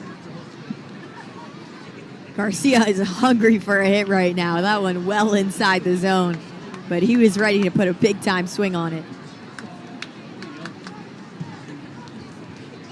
0-1. Low and outside with the sweeper, and Gomez did face Portland on Friday. He did not face Garcia. He only faced 3 batters. All 3 of them are not in the lineup today. Blaze, Cespedes, and Baez. 1-1. Swing and a miss on the slider for strike 2. Garcia would be the tying run for the Sea Dogs. They trail 6-5 in the bottom of the fifth. Back and forth game all day so far. Time called, and Garcia steps out.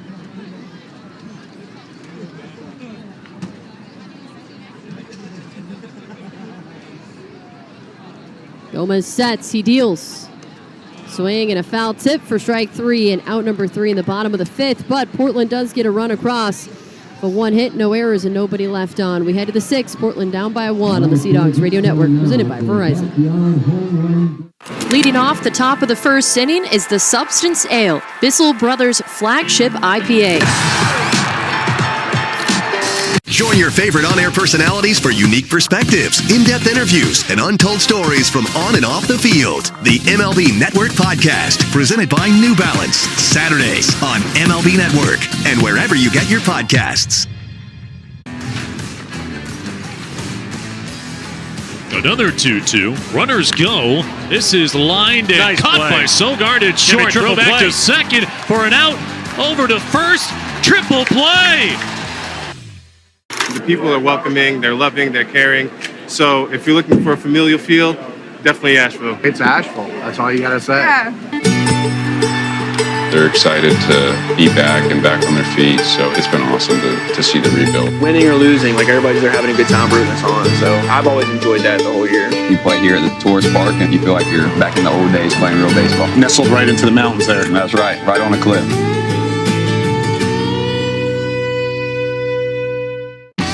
I'm Jonathan Mayo, and for more than 20 years, I've traced the path of baseball's rising stars, navigating the back roads of the national pastime and basking in the glow of small-town America's spirit, where the team is woven into the fabric of everyday life, where it's more than just a game.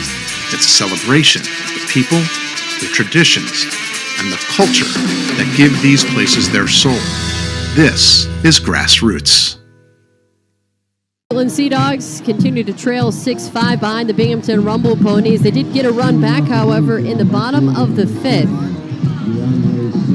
Tyler McDonough able to capitalize off a leadoff walk. Caleb Bolden on the mound for another inning of work. Here in the top of the 6th.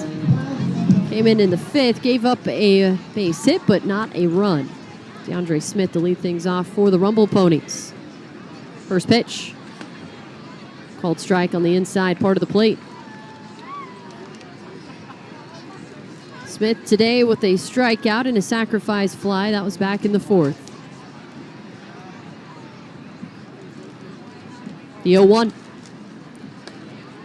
High and inside, and the count evens. 1 ball and 1 strike.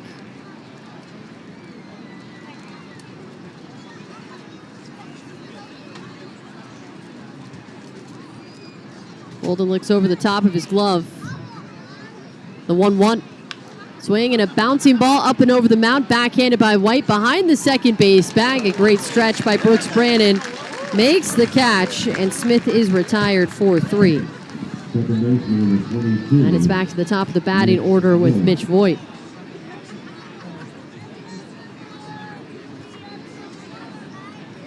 Voigt had the RBI double and a run scored in the 4th. That's the inning that the Rumble Ponies have scored the most runs. Caleb Bolden was the first pitcher to hold them scoreless in an inning in the 5th. Voigt takes the first pitch high and outside for ball 1. It was a solo homer by Marco Vargas, who's on deck in the first inning. Sac fly by Corey Collins in the 2nd. RBI single by Jacob Reimer in the 3rd. 1-0. Low and away, ball 2.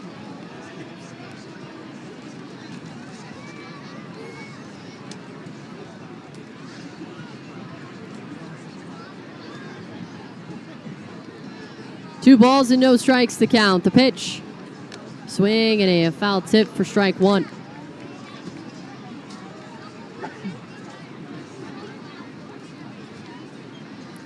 Try to get a piece of the fastball that time.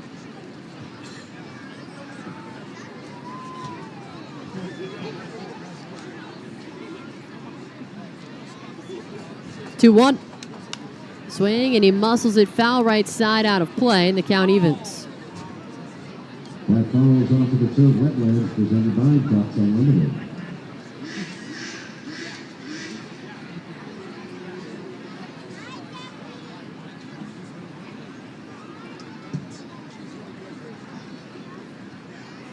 Bolden with a high kick, 2-2, swing and a miss, strike 3 on the off speed. That's the second strikeout of the afternoon for Caleb Bolden. Out number 2 in the 6th, and brings up Marco Vargas. Shortstop number 13, Marco Vargas.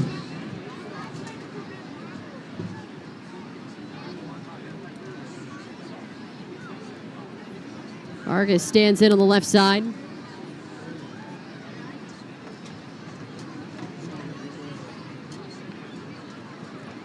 Bolden sets the first pitch.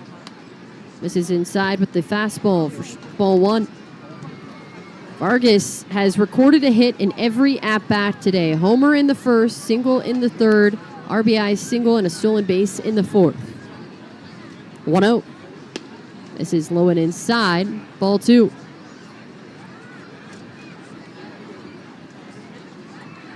Vargas increasing that batting average to 242. Came into this game with a 225 average. The 2-0. Fouls it back for strike 1.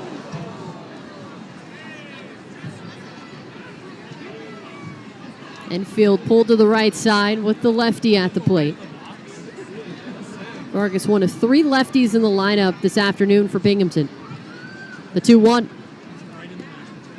Called strike, low and inside. Places the slider perfectly on the low and inside corner. The count evens. 2 balls, 2 strikes, 2 outs. Time is called as Vargas tightens up the batting gloves.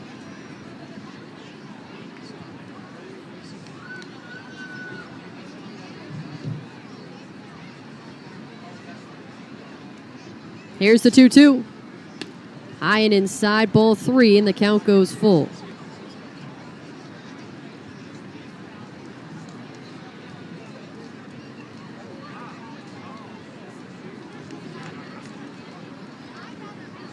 Bolden sets the payoff.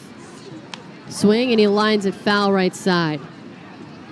Got a slider that time from Bolden. Probably was expecting a fastball out ahead of it.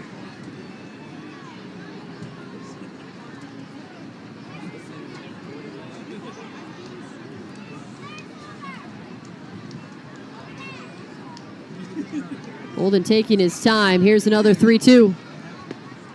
Called strike 3, low and outside, another slider, and it is back-to-back strikeouts to end the 6 as Bolden retires the side in order. Did he do it?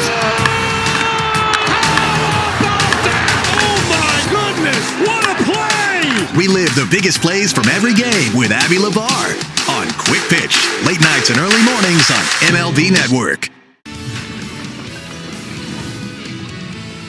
Mayer's 0-1 pitch is hit high in the air to left center field. It's carrying well. That ball is gone. Is ripped. Line drive, right field. That one is deep, and that one is gone as well.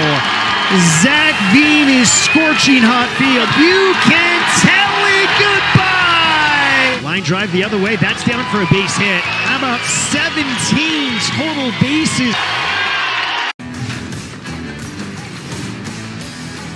Another 2-2. Runners go. This is lined and Nice caught play. by Sogard at short. triple Throw back play. to second for an out. Over to first. Triple play.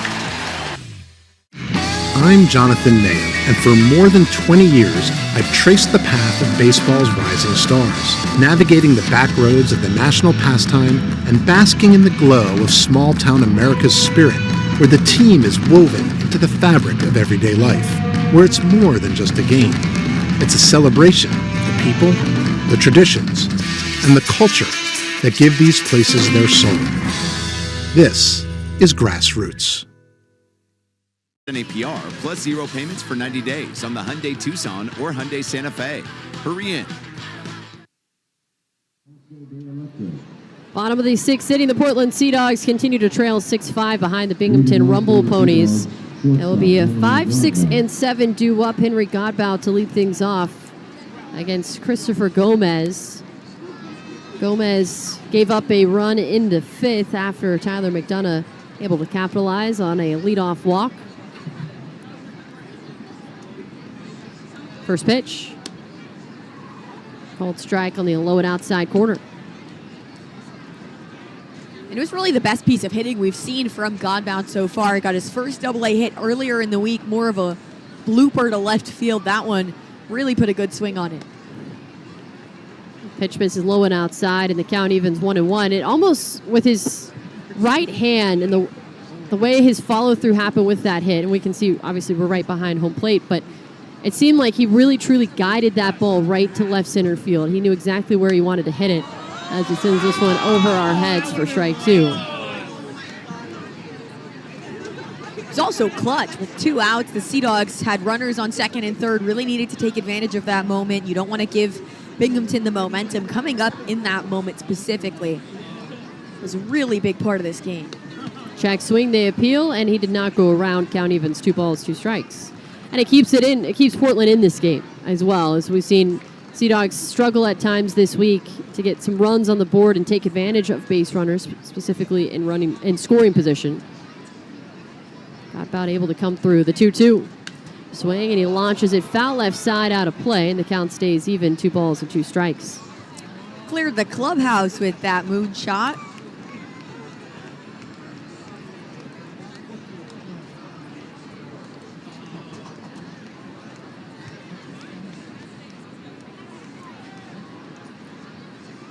Gomez sets again. The 2-2. Swing and a miss. Goes high with the fastball at 96.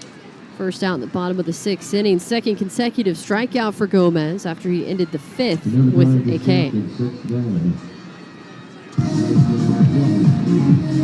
Here comes Mason White, who's 0 for 1 with a walk and a run scored.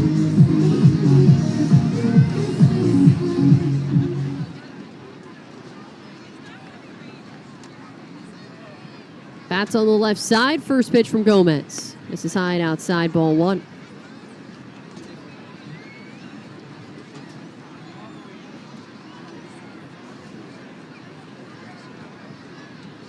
Gomez sets up on the first base side of the rubber. The right-hander deals. How's it backing out of play, and the count evens 1-1.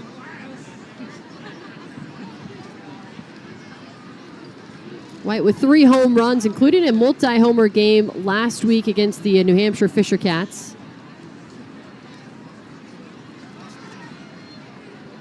One. Swing and a foul tip for strike 2. No shortage of power against the Fisher Cats last week. But we will not be facing New Hampshire any more times in the regular season. Well, this season. Even if Portland makes the playoffs, the Fisher Cats have not. Mason White hasn't had a shortage of power his whole career. He left Arizona as the all-time career leader in extra base hits. 1-2 misses low. Count evens 2-2.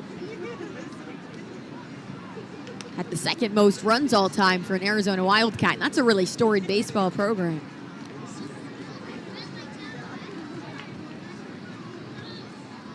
Has 3 homers as well as a double and a triple with Portland. The 2-2. Swing and he hits it high, right side of the infield. Voigt looking up. Second baseman moves in and makes the catch. 2 down in the bottom of the 6th.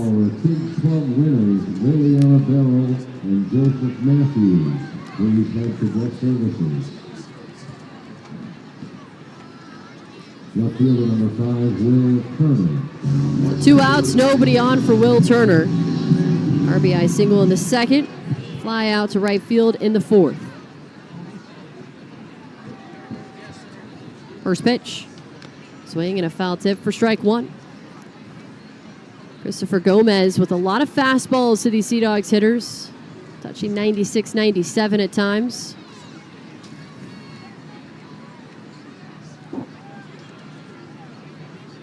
Gomez sets. The 0-1. This is outside, and the count evens 1-1. Binghamton as a whole has a very fastball-heavy pitching staff, and it's been a big topic of conversation for the Sea Dogs. Last 2 times they faced Binghamton is being on time to that fastball. 1-1. Crushes it off the Expo. I want to check on those bricks after this. Turner now down to the count, 1-2. Expo down our neighbors with the Expo, longest continuous running exposition building in the country. 1-2. High and away, and the count evens 2 balls and 2 strikes. It's home to the Maine Celtics, G League affiliate of the New York Knicks. I'm kidding. Obviously, the Boston Celtics. That would be an unfortunate change in names. Westchester is the G League affiliate of the Knicks. 2-2 is foul left side out of play. Maine Celtics play next door. They also have indoor track and field as well. Obviously, you can't really have track in the winter months up in Maine. Gomez sets again, another 2-2. Just misses outside, and the count is full for Will Turner. Very close pitch, right on the outside at 97. And that's where Will Turner's elite eye at the plate comes in handy. Here's the payoff. Misses outside, ball 4. Will Turner, a good at-bat, draws a walk. And point this out again, but every Sea Dog that has drawn a walk today has scored. Turner does it here with 2 outs in the bottom of the 6th. He would be the tying run for Portland as they trail 6-5. And here comes Nate Baez. But first, a visit to the mound from the pitching coach, Matt Carasidi. This is the first walk on 2 outs, however. Binghamton has done a pretty nice job closing things down on 2 outs. It was really just that Henry Godbout 2 RBI single in the third on 2 outs, where Portland took advantage of a situation. But every other time they've had 2 outs, they've managed to record that third out just one batter later.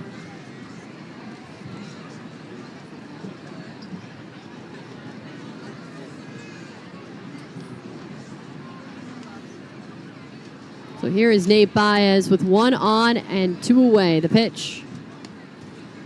Takes a called strike on the outside part of the plate with the slider. Sea Dogs trailing 6-5, bottom of the 6th with 2 outs. Tying run at first and the go-ahead at the plate. Check throw to first, and Turner is back in safely.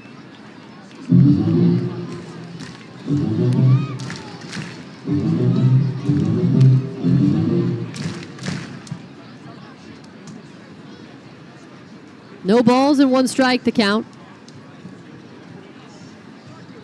And the pitch. Low and outside, and the count evens 1-1.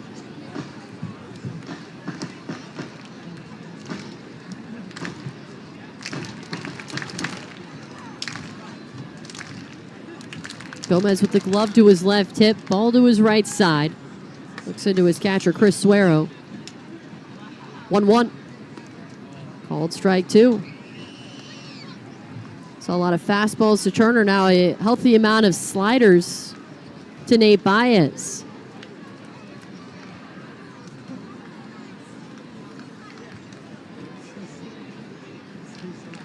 One, 2. Low and outside, count evens 2 balls and 2 strikes. Yet another slider from Gomez. Everybody clap your hands.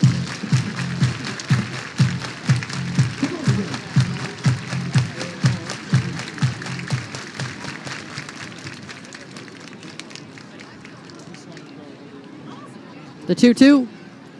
Upstairs, ball 3. Back-to-back full counts worked by the Sea Dogs. First resulted in a walk by Will Turner. He stands at first. Baez now at the plate. 3 balls, 2 strikes, 2 outs, and a 1-run game. Portland trailing 6-5. Gomez delivers. Check swing, foul ball first base side. This will be the 7th pitch of the at-bat following Will Turner's 7-pitch at-bat. That was the first time we've seen Baez swing in this at-bat, and it was accidental. He tried to keep it back. That one would have missed up high. But it was on a collision course with the bat. 3-2. Swing and a foul tip. Suero can't hold on to it. So Will Turner just getting in some wind sprints off with every pitch here in the bottom of the 6th.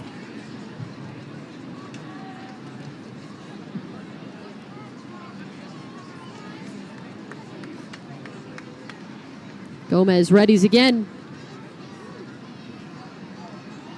He fires. Upstairs, ball 4, back-to-back walks with 2 outs in the bottom of the 6th.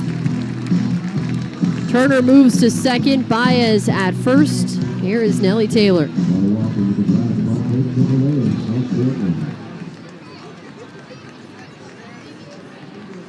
And before Taylor gets to the plate, here is the manager for Binghamton, Michael Collins, out, and he... Did he do it? How about that? Oh, my goodness. What a play. An absolute beast unleashed. You are unbelievable. Racking them up, all I do is win. Spot that hashtag like a boss. Yeah, that's how I roll. Keep on nailing it, never miss it. Back, enjoy the show. Relive the biggest plays from every game with Abby LeVar on Quick Pitch, late nights and early mornings on MLB Network. Gosh, we've gone to Sea Dogs games since we were kids. I've been coming to see the Sea Dogs for the last 30 years. Great experience. Everybody here is just bends over backwards to help people out and wish the world was like it is right here at the ballpark. We've always wanted to be more than just a baseball team. We want to be strong, active, contributing members of the community. And I think that effort is seen by the people and the fans, and they want to support that effort.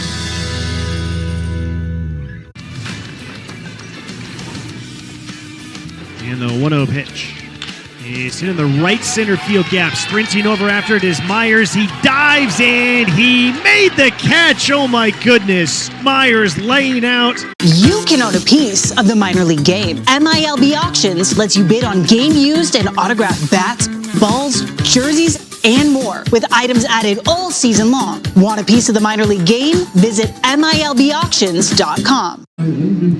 Right-hander warming up. And we'll face Nellie Taylor. Garcia, 6 foot, 180 pounds, 23 years old, out of Venezuela. Signed as an international free agent in 2021.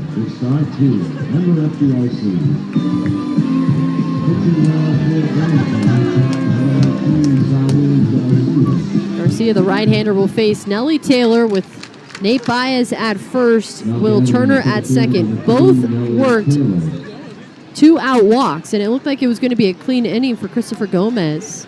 Retired the first 2 batters he faced, and it was back-to-back walks. Here's the pitch. This is high and outside, ball 1.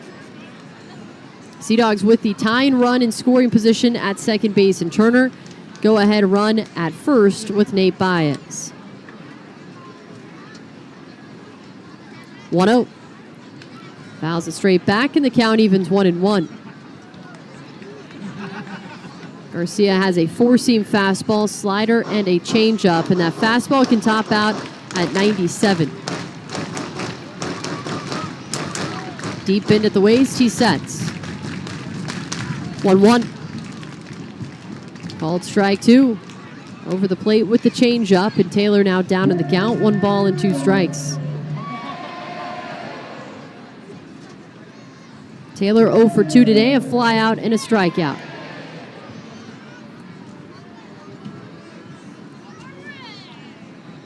One, 2. Swing, and he fouls it back and out of play.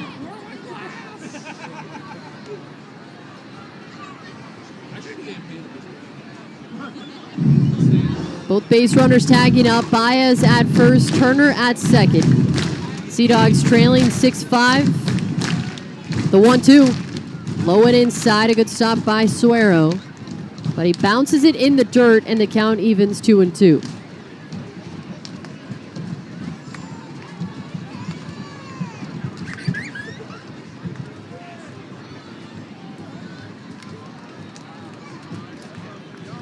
Garcia sets again. The 2-2. Hit on the ground, right side of the second baseman, Voit. Fields throws to first, and that's the inning. Sea Dogs. Did he do it? Oh my goodness! What a play! An absolute beast unleashed. You are unbelievable. Racking them up, all I do is win. Spot that hashtag like a boss. Yeah, that's how I roll. Keep on nailing and never miss it. Back, enjoy the show. Relive the biggest plays from every game with Abby LeVar on Quick Pitch. Late nights and early mornings on MLB Network.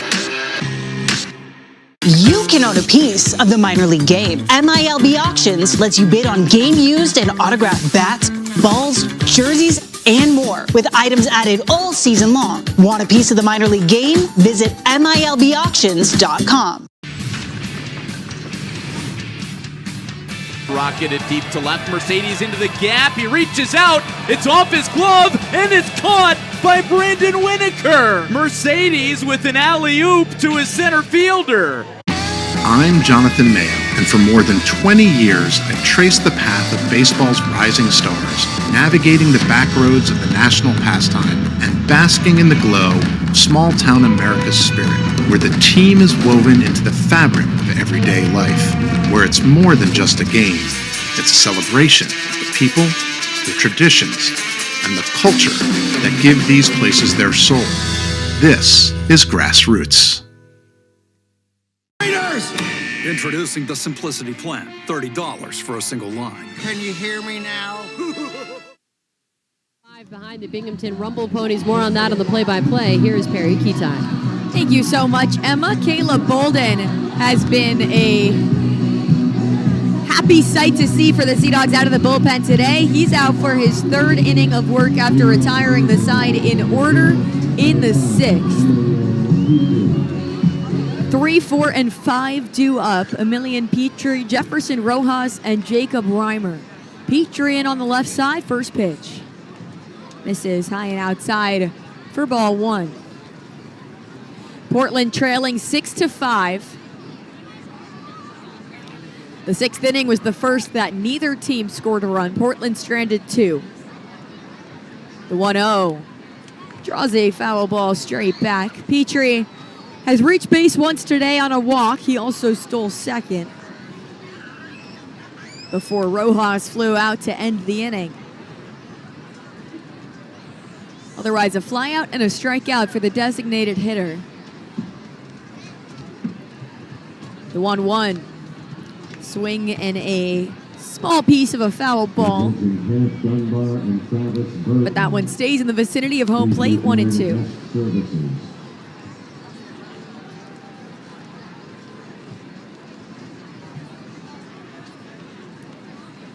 Petrie was part of the Freddie Peralta trade acquired by the Mets at the deadline. The 1-2, high and outside. This is his 10th game with Binghamton so far, batting .395, 15 hits, now 16 with his single today through his first 10 games. 2-2, yanks it foul.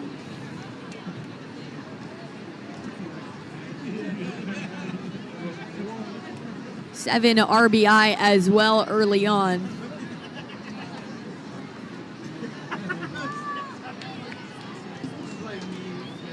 Bolden squared to the plate, now into the motion.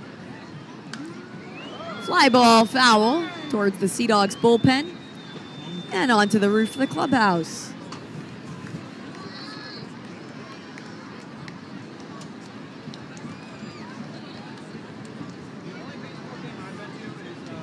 Sea Dogs infield shifted to the right.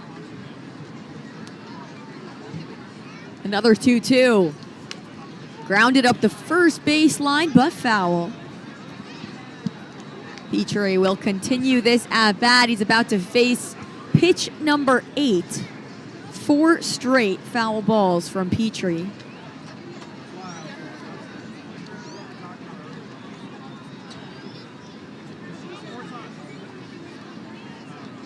Bolden fires. That's a called strike 3. A gorgeous slider on the inside part of the plate, right over the middle of the zone.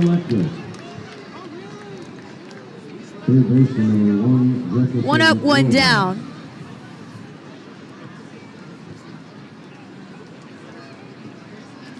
Here's Jefferson Rojas. 0 for 1 today with a pair of walks. First pitch, fastball down the middle, strike 1.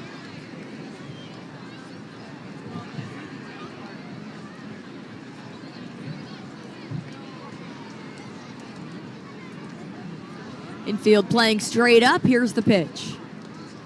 Bolden held on to it too long, ball 1.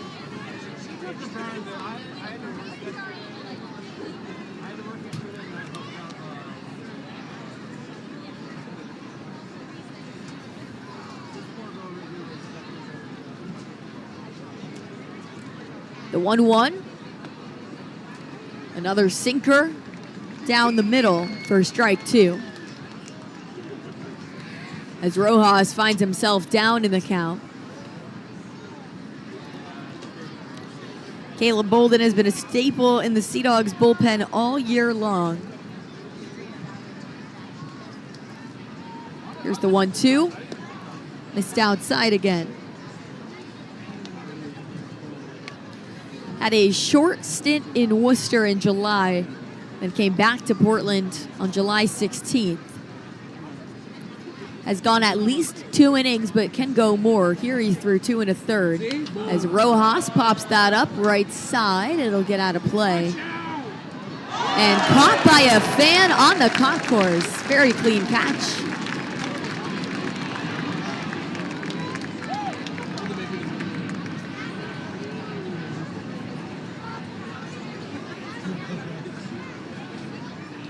Rojas set on the right side. Here's Bolden. Swing and a miss, strike 3. Back-to-back Ks here in the 7th for Caleb Bolden. Looking good. He'll face Jacob Reimer. First baseman number 23, Jacob Reimer.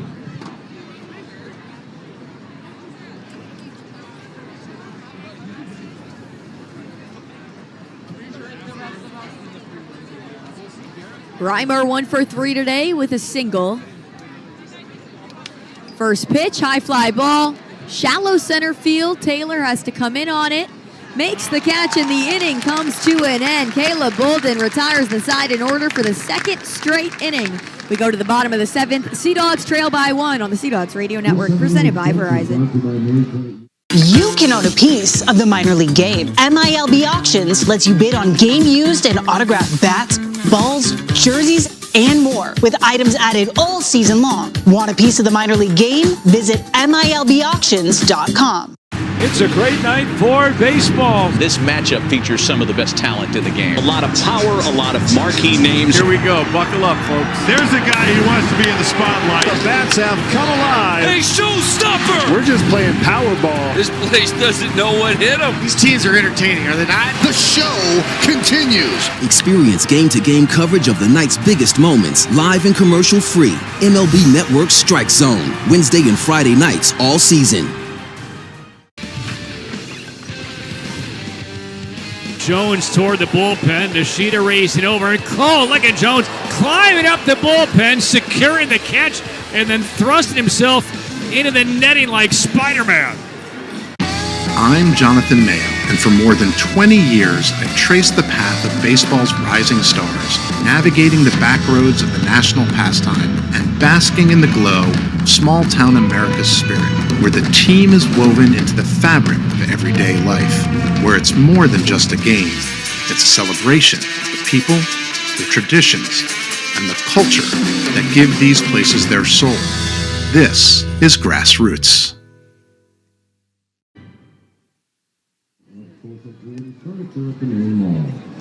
Bottom of the 7th inning, Sea Dogs trail 6-5. It's the first time this week that we've had a competitive late innings game. It's either been Binghamton in front by a mile or Portland in front by a mile. The closest game we've had was a 6-2 win for Binghamton back on Thursday. Here's Tyler McDonough. He swings and misses at the first pitch from Saul Garcia. Top of the order for Portland. McDonough has reached twice today, once on an error, once on a hit by pitch. Reaches way above the zone to swing at that one. 0-2 now. That was a fastball up high. Garcia has been a shutdown reliever. Scoreless in 7 of his last 8 appearances, including his last 5 straight. 0-2, swing and a miss, strike 3, a 3-pitch strikeout. Starts the 7th for Portland. And that brings up Jack Winne. One swing of the bat could change this ball game.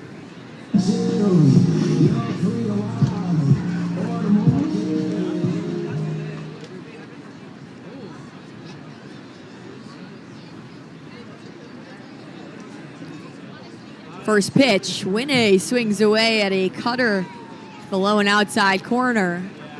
All whiffs so far on these Garcia pitches.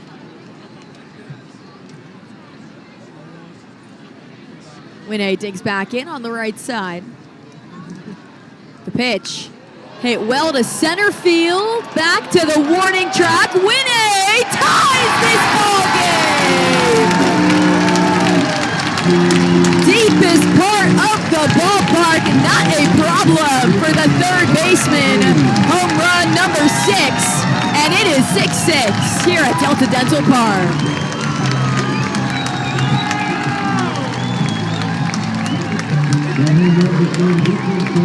...421 feet of distance for Jack Winne. Coming up clutch in the 7th inning.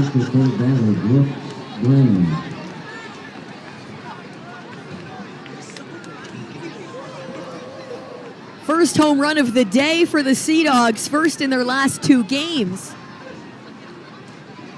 As ball 1 misses down low to Brooks Brannon.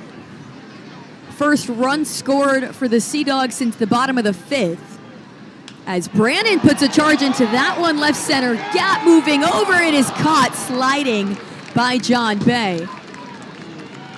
He read that one really well, had to come into his right and get on the ground to make that play. And there are two gone.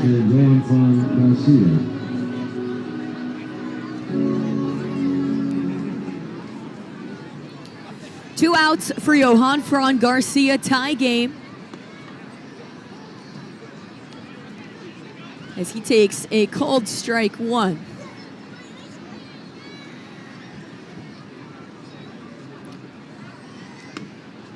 Ball one misses outside.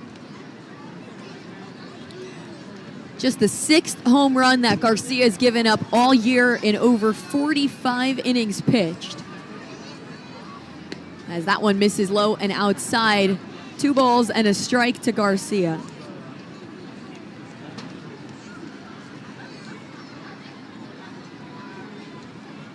Saul Garcia, Johan Fran Garcia. The 2-1. Swings and misses for strike 2. The last time that Saul Garcia gave up a home run was back on July 17th against Akron. The last time he gave up a run at all was July 31st. Here's the 2-2. Spiked on the left side and the count is full.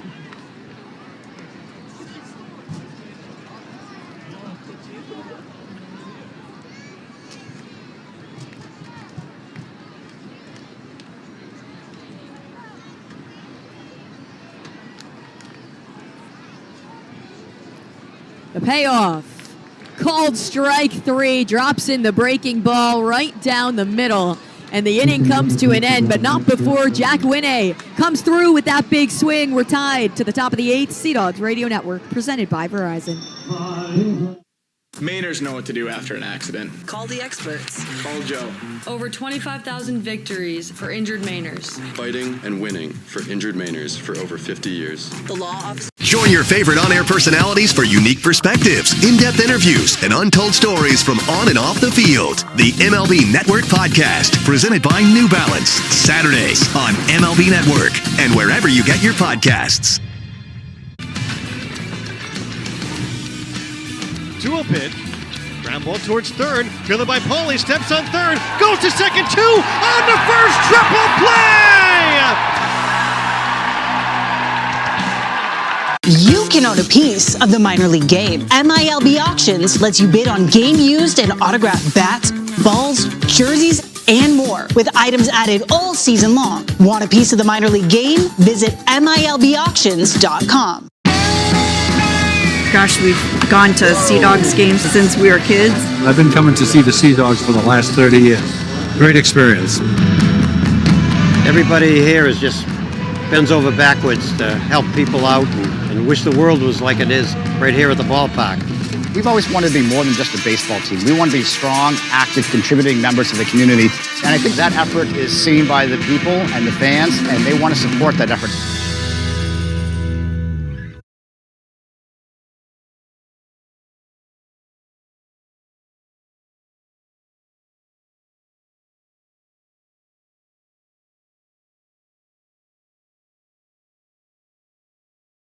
Fun one on Backyard Baseball Day, giving this crowd a show.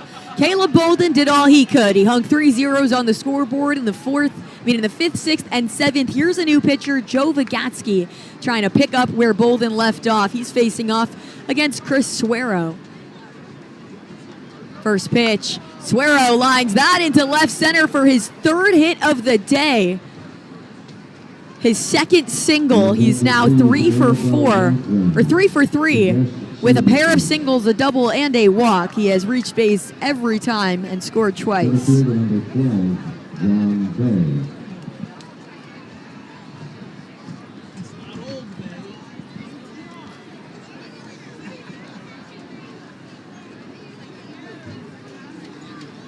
Leadoff base runner for John Bay as Joe Vigatsky wipes his brow and leans in. A 1-2 record, a 6.54 ERA, the pitch. Bay sends that high to center field. Taylor drifting back. He's underneath it for the first out of the inning. Suero feints at taking second, but stays back at first, and there's one gone. Left fielder number 37, Corey Collins. Here's Corey Collins, 0 for 3 today. But he did have a sacrifice fly back in the second. First pitch misses low.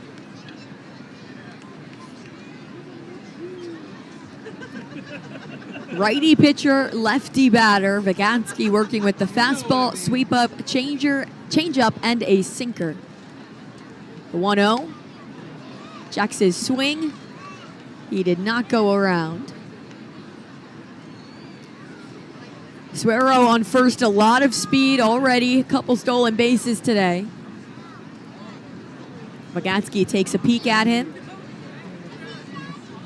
and throws towards first. Suero diving back in.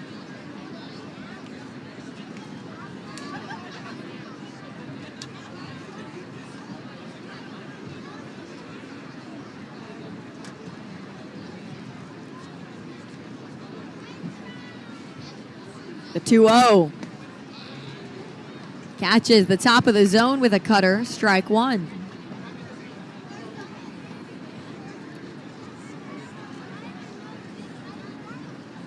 Suero takes a small lead. Brandon holding him on the bag. Infield shifted to the right as that is a deep foul ball. Well hit by Collins, but out of play on the right side. And the count moves to 2-2.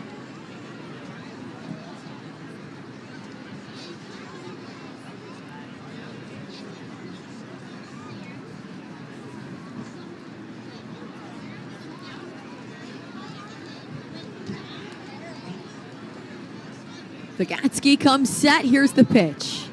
High and outside, and the count is full. 1 on, 1 out. Tie game, top of the 8th. Sea Dogs looking to pick up a win and some momentum heading into week 2 of this double homestand. That one's fouled high and out of play on the left side. It was a cutter at the bottom of the zone. Suero was off with the pitch. He'll trot back to first.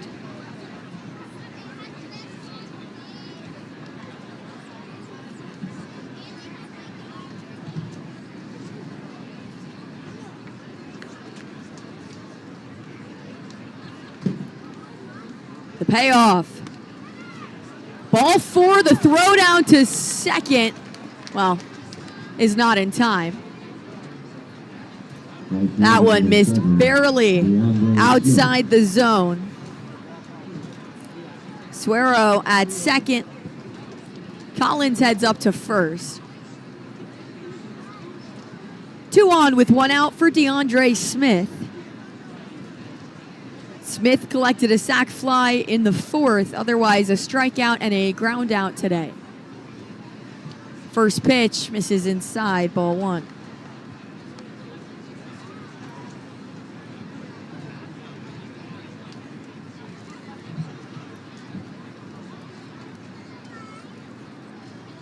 Infield shifted to the left against Smith. The pitch misses up high.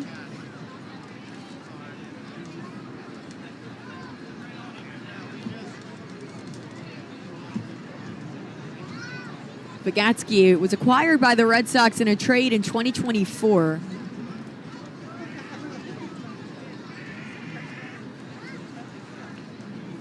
The 2-0. Misses at the low and outside corner. That looked like a good pitch from Vagansky, but he doesn't get the call. 3 balls, no strikes. 1 more would load the bases for the top of the order, Mitch Voigt. The 3-0 is high and inside, ball 4. Bases loaded, Suero up to third, Collins at second, Smith at first. The Sea Dogs infield not playing entirely in, but a little further in from the outfield grass than usual. Big moment here for Vygotsky, trying to protect this tie. First pitch to Voigt, swing and a miss on top of a cutter. Voigt doubled and scored back in the fourth.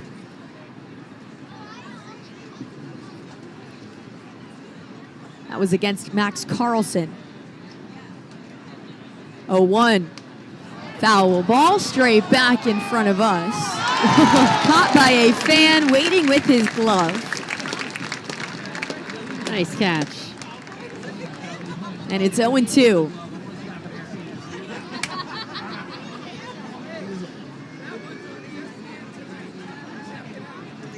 The pitch. High and outside for ball one. Vygotsky, a product, not Vygotsky, Voigt. It's rare you have two people with V last names matched up against each other, but Voigt, product of Michigan, a first-round draft pick for the Mets last year.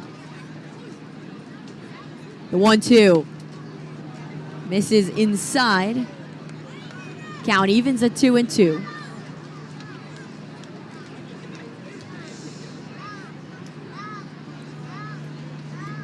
Vygotsky comes set. And the pitch.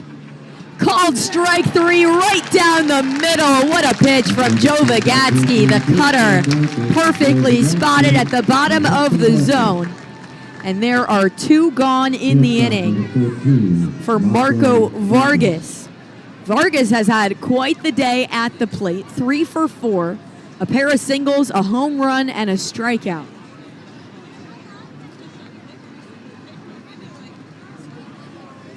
First pitch. Misses on the outside corner. Vargas batting .241, 19 RBI. He's got the bases loaded, 2 outs in a tie game, top of the 8th inning. Vygotsky delivers. That's a called strike at the bottom of the zone. The cutter again from the right-hander.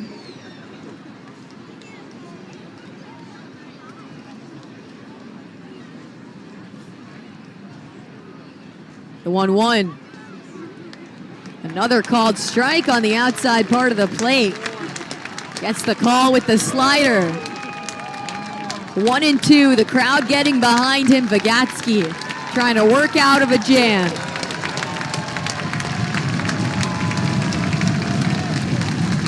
He fires. That's a liner to shallow center field, and it drops in front of Nelly Taylor. 2-run score.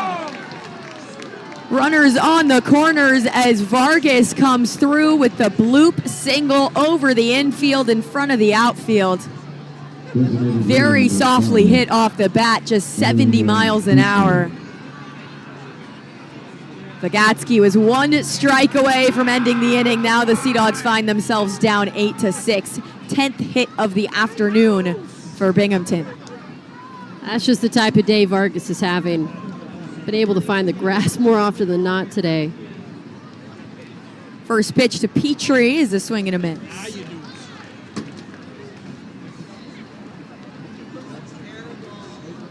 Binghamton now has collected double-digit hits in every game except one this week.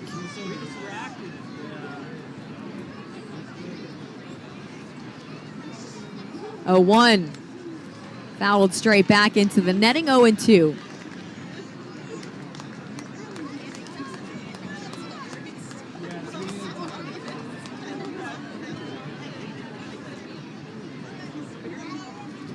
Runners on the corners, 0-2, 2 outs, 8-6. Binghamton back in front.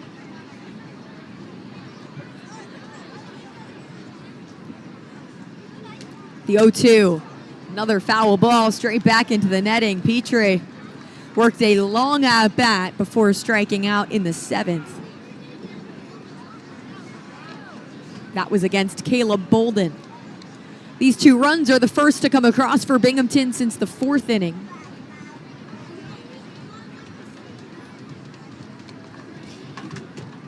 Another 0-2. Popped up. Foul territory, right side. Brandon is over, but it's Garcia who makes the catch, and the inning comes to an end. Binghamton brings in 2. It's a great night for baseball. This matchup features some of the best talent in the game. A lot of power, a lot of marquee names. Here we go. Buckle up, folks. There's a guy who wants to be in the spotlight. The bats have come alive. Hey, showstopper! We're just playing Powerball. This place doesn't know what hit them. These teams are entertaining, are they not? The show continues. Experience game-to-game coverage of the night's biggest moments, live and commercial-free. MLB Network Strike Zone, Wednesday and Friday nights all season.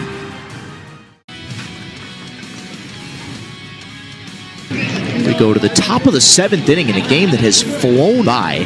Well, we're on immaculate inning watch now. It's 6 pitches, 6 strikes, 2 Ks for Dirk. Dirk is not messing around here. Pitch away from joining him here in the top of the 7th. His 0-2 is swung on and missed. Strike 3, and the 7th inning for Hayden Dirk is immaculate. So we got a little throwback uni on, gray socks, you feel me? So it's like we're going back in time. So I feel the presence of Jackie Robinson, you know what I'm saying, all those great guys. So yeah, we're gonna play like them too. This logo, kind of having this logo here, Triple B's, you know, those guys went through a lot more than I probably can ever imagine. And, you know, it's a fight that they had to put up just so I can get here. And so getting the chance to even wear the jersey and get on the field and play is something huge.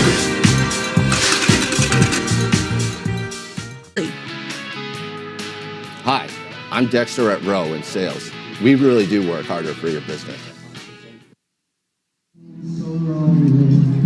All right, Sea Dogs, let's get it.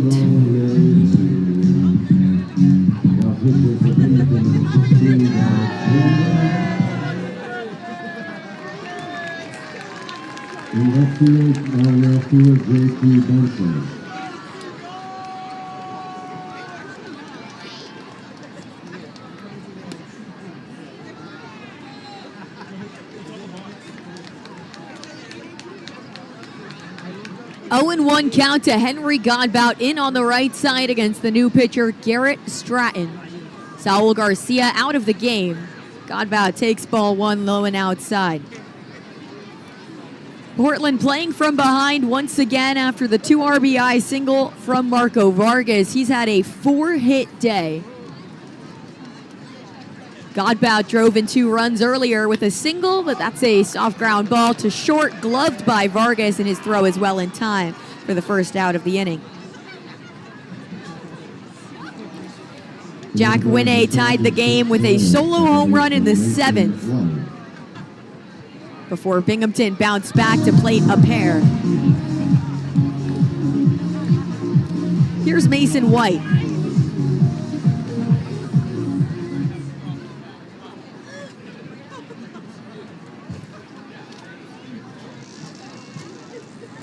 He's in on the left side. Stratton fires outside, ball 1.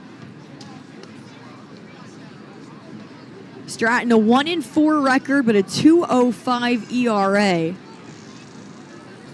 Usually a 1-inning kind of guy. As White takes a called strike. Faced Portland on the 13th, did not allow a hit or a run in 1 inning of work with 1 strikeout. Threw just 8 pitches in that inning. Misses up high there for ball 2.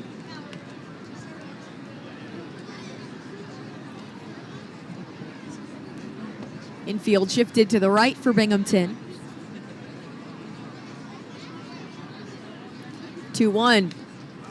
White swings away, gets a piece of it, fouled back. Strike 2.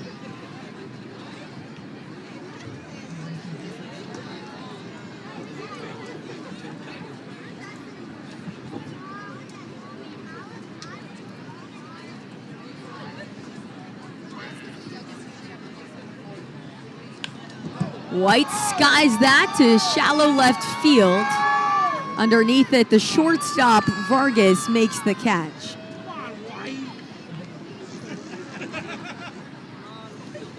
Two up, 2 down for Portland in the 8th. They trail by 2. Both teams have had a lead today. It's been tied today, but neither team has led by more than 2 runs. It's been close the whole way. Here's the 7-hitter, Will Turner. He takes a called strike 1.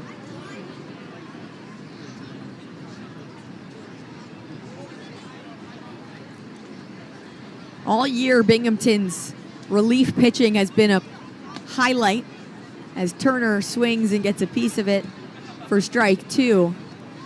They're not a team you want to face trailing in late innings. They have a lot of guys like Stratton who can come out for just one inning of shutdown pitching. The 0-2 barely gets a piece of it to stay alive in the at-bat. A twisting cutter to the low and inside corner.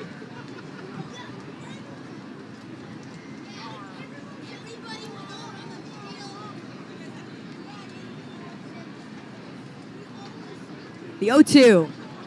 High and inside for ball 1.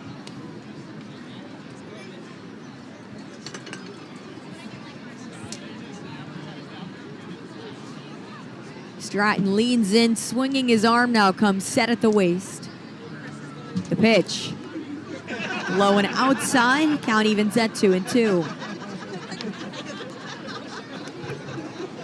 4 outs left to work with for Portland, looking for a comeback win on a gorgeous Sunday afternoon. The 2-2. Fouled straight back. Turner will face pitch number 7. He's had a lot of long at-bats today. I think his last at-bat, he drew the walk, was also 7 pitches. 2-2. Turner puts that foul down the first base line. It was a well-hit ball, but he pulled it. That foul is off the third headline, presented by Boston Limited.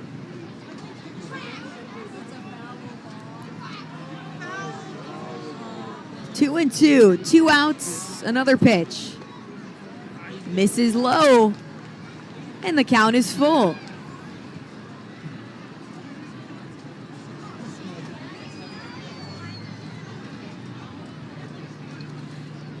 Three balls, 2 strikes, 2 outs, the payoff. Turner sends it deep to right field. It's heading foul again. Onto the pavilion, but right of the foul pole.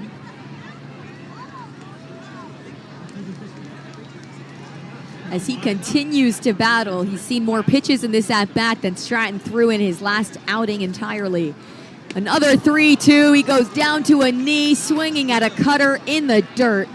And the inning comes to an end. Stratton retires the side. Did he do it? Oh my goodness! What a play! An absolute beast unleashed. You are unbelievable. Racking them up, all I do is win. Spot that hashtag like a boss. Yeah, that's how I roll. Keep on nailing and never miss it. Back, enjoy the show. Relive the biggest plays from every game with Abby LeVar on Quick Pitch. Late nights and early mornings on MLB Network.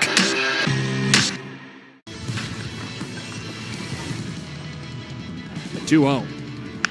Ground ball hit to third. Fielded by Toro. Steps on third for 1. Throws to second for 2. Newman's reeling to first. It's in time. A triple play ends the top of the 4th. And Sanford crushes this one into center field. Sanford has left the yard. It is 7-4, his 7th home run of the season. Well, Sanford hits this one to right. Sanford leaves the yard for the 2nd consecutive at-bat. And Sanford cranks this one. Kling looking up. It is gone. Sanford goes deep to center, his 3rd.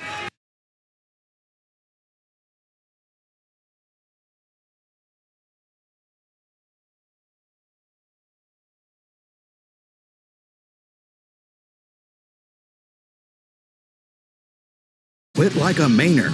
Enroll online at mainquitlick.com or call 1-800-QUIT-NOW.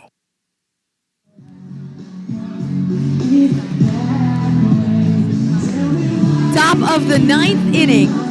The Gatsky back out there, but Portland does have someone throwing in the bullpen if needed.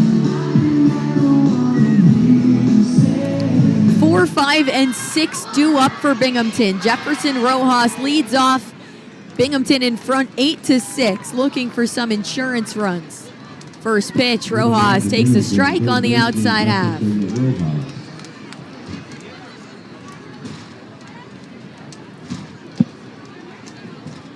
Infield shifted to the left for Portland. Rojas has reached on a pair of walks today. That one's low and outside.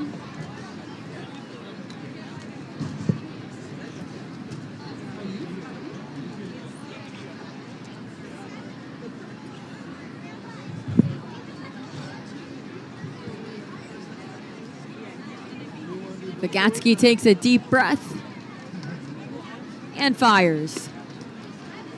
Good looking curveball drops in on the inside part of the plate. 1-2 to Jefferson Rojas.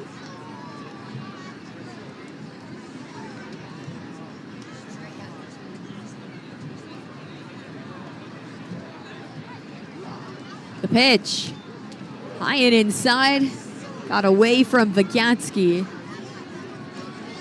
2 balls, 2 strikes. Jacob Reimer waiting in the on-deck circle.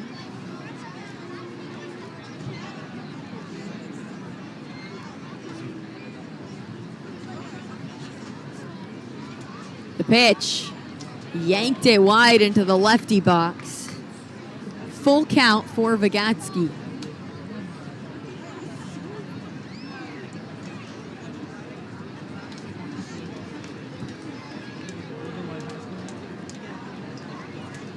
He looks in.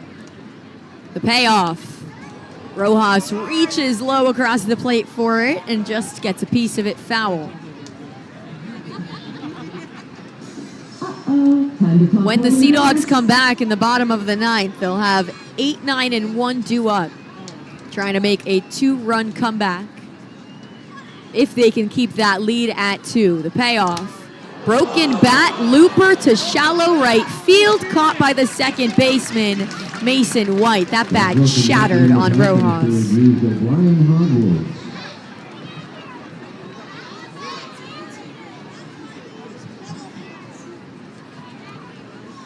First baseman number 23, Jacob Reimer. Here's Jacob Reimer, righty on righty matchup. Reimer 1 for 4 today, a single back in the 3rd. First pitch, ground ball to the shortstop, backhanded and thrown to first from Henry Godbout. 2 up, 2 down for Vagatsky.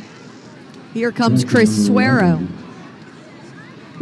Suero and Vargas have carried the offense today for Binghamton. Suero 3 for 3, a pair of singles, a double, and a walk. Has reached base all 4 times that he has come to the plate and scored 3 of them. First pitch, swings and misses at a cutter. Suero had been under the Mendoza line coming into today, now batting .207.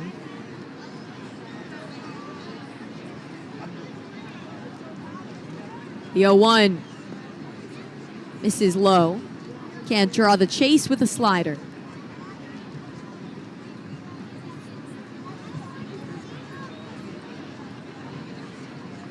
Infield playing mostly straight up, a little bit to the left. White stationed up the middle. The 1-1 misses about a ball's height above the zone. 2 balls and a strike, 2 outs, bases empty. Top of the 9th inning, 8-6 lead for the visiting Binghamton Rumple Ponies. The pitch off the end of his bat, soft grounder to first. Brandon takes it himself to the bag. Vagatsky retires the side in order. Sea Dogs need 2, 3 outs. We go to the bottom of the 9th. Sea Dogs Radio Network, presented by Verizon.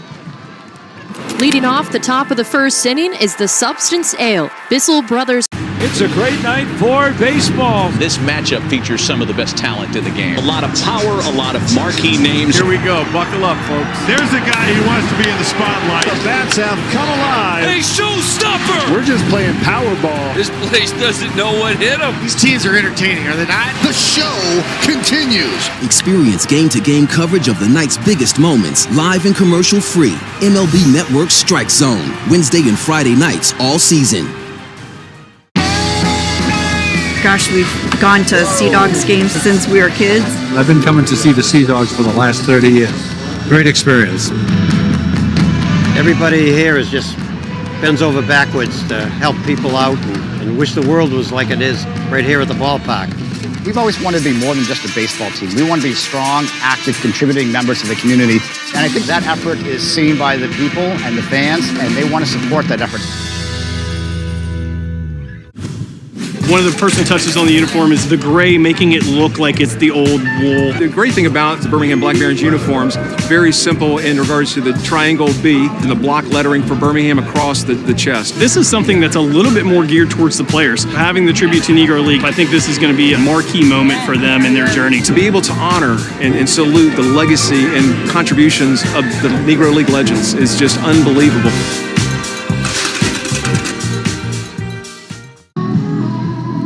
Bottom of the ninth, it comes down to this.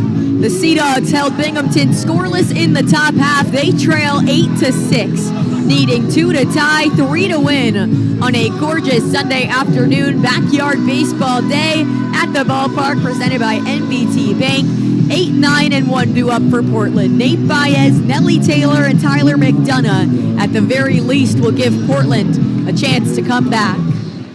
Binghamton looking for their 11th win in their last 12 games. After a series sweep of Hartford last week, they've had all the momentum. First pitch to Baez, misses low and outside. That is Garrett Stratton back out for another inning of work. Stratton hasn't gone more than an inning in his last 5 appearances. As that one misses up high, and Baez is out ahead 2-0.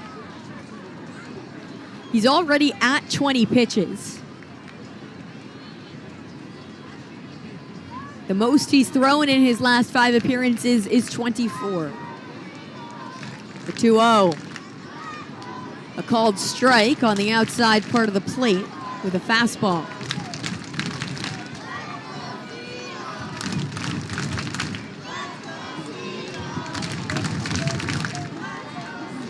The 2-1.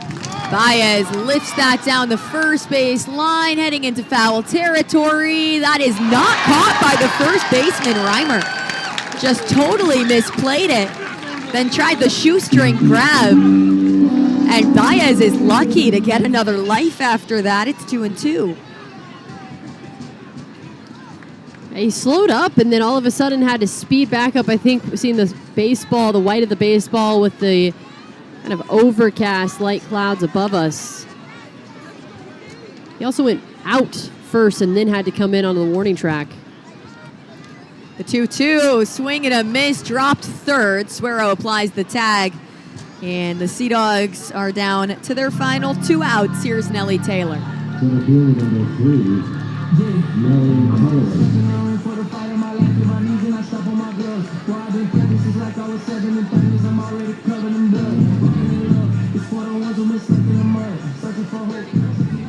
Taylor 0 for 3 today.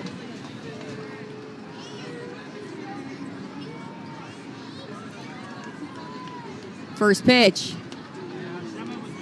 A called strike. Fastball outside. Right-handed pitcher, left-handed batter. The 0-1. Swings and misses late on the fastball at 96, and it's 0-2. Seen a lot of pitchers with that 96, 97 mile-an-hour fastball today. Stratton's not the only one. The 0-2. Misses low and outside for ball 1. Good take by Taylor. Infield shifted to the right.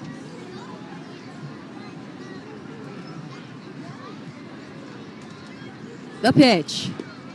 Taylor tried to check his swing, but he went around and he knew it. Back-to-back Ks by Stratton. Binghamton just 1 out away from their 5th win of the week. The hopes of the Sea Dogs rest on the shoulders of Tyler McDonough.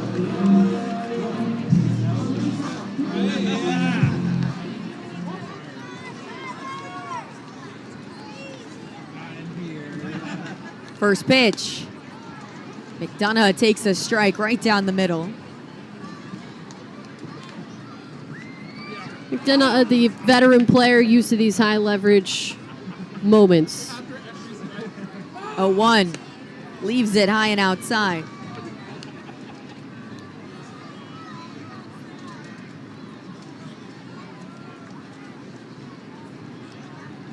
Stratton set on the first base side of the rubber, the 1-1.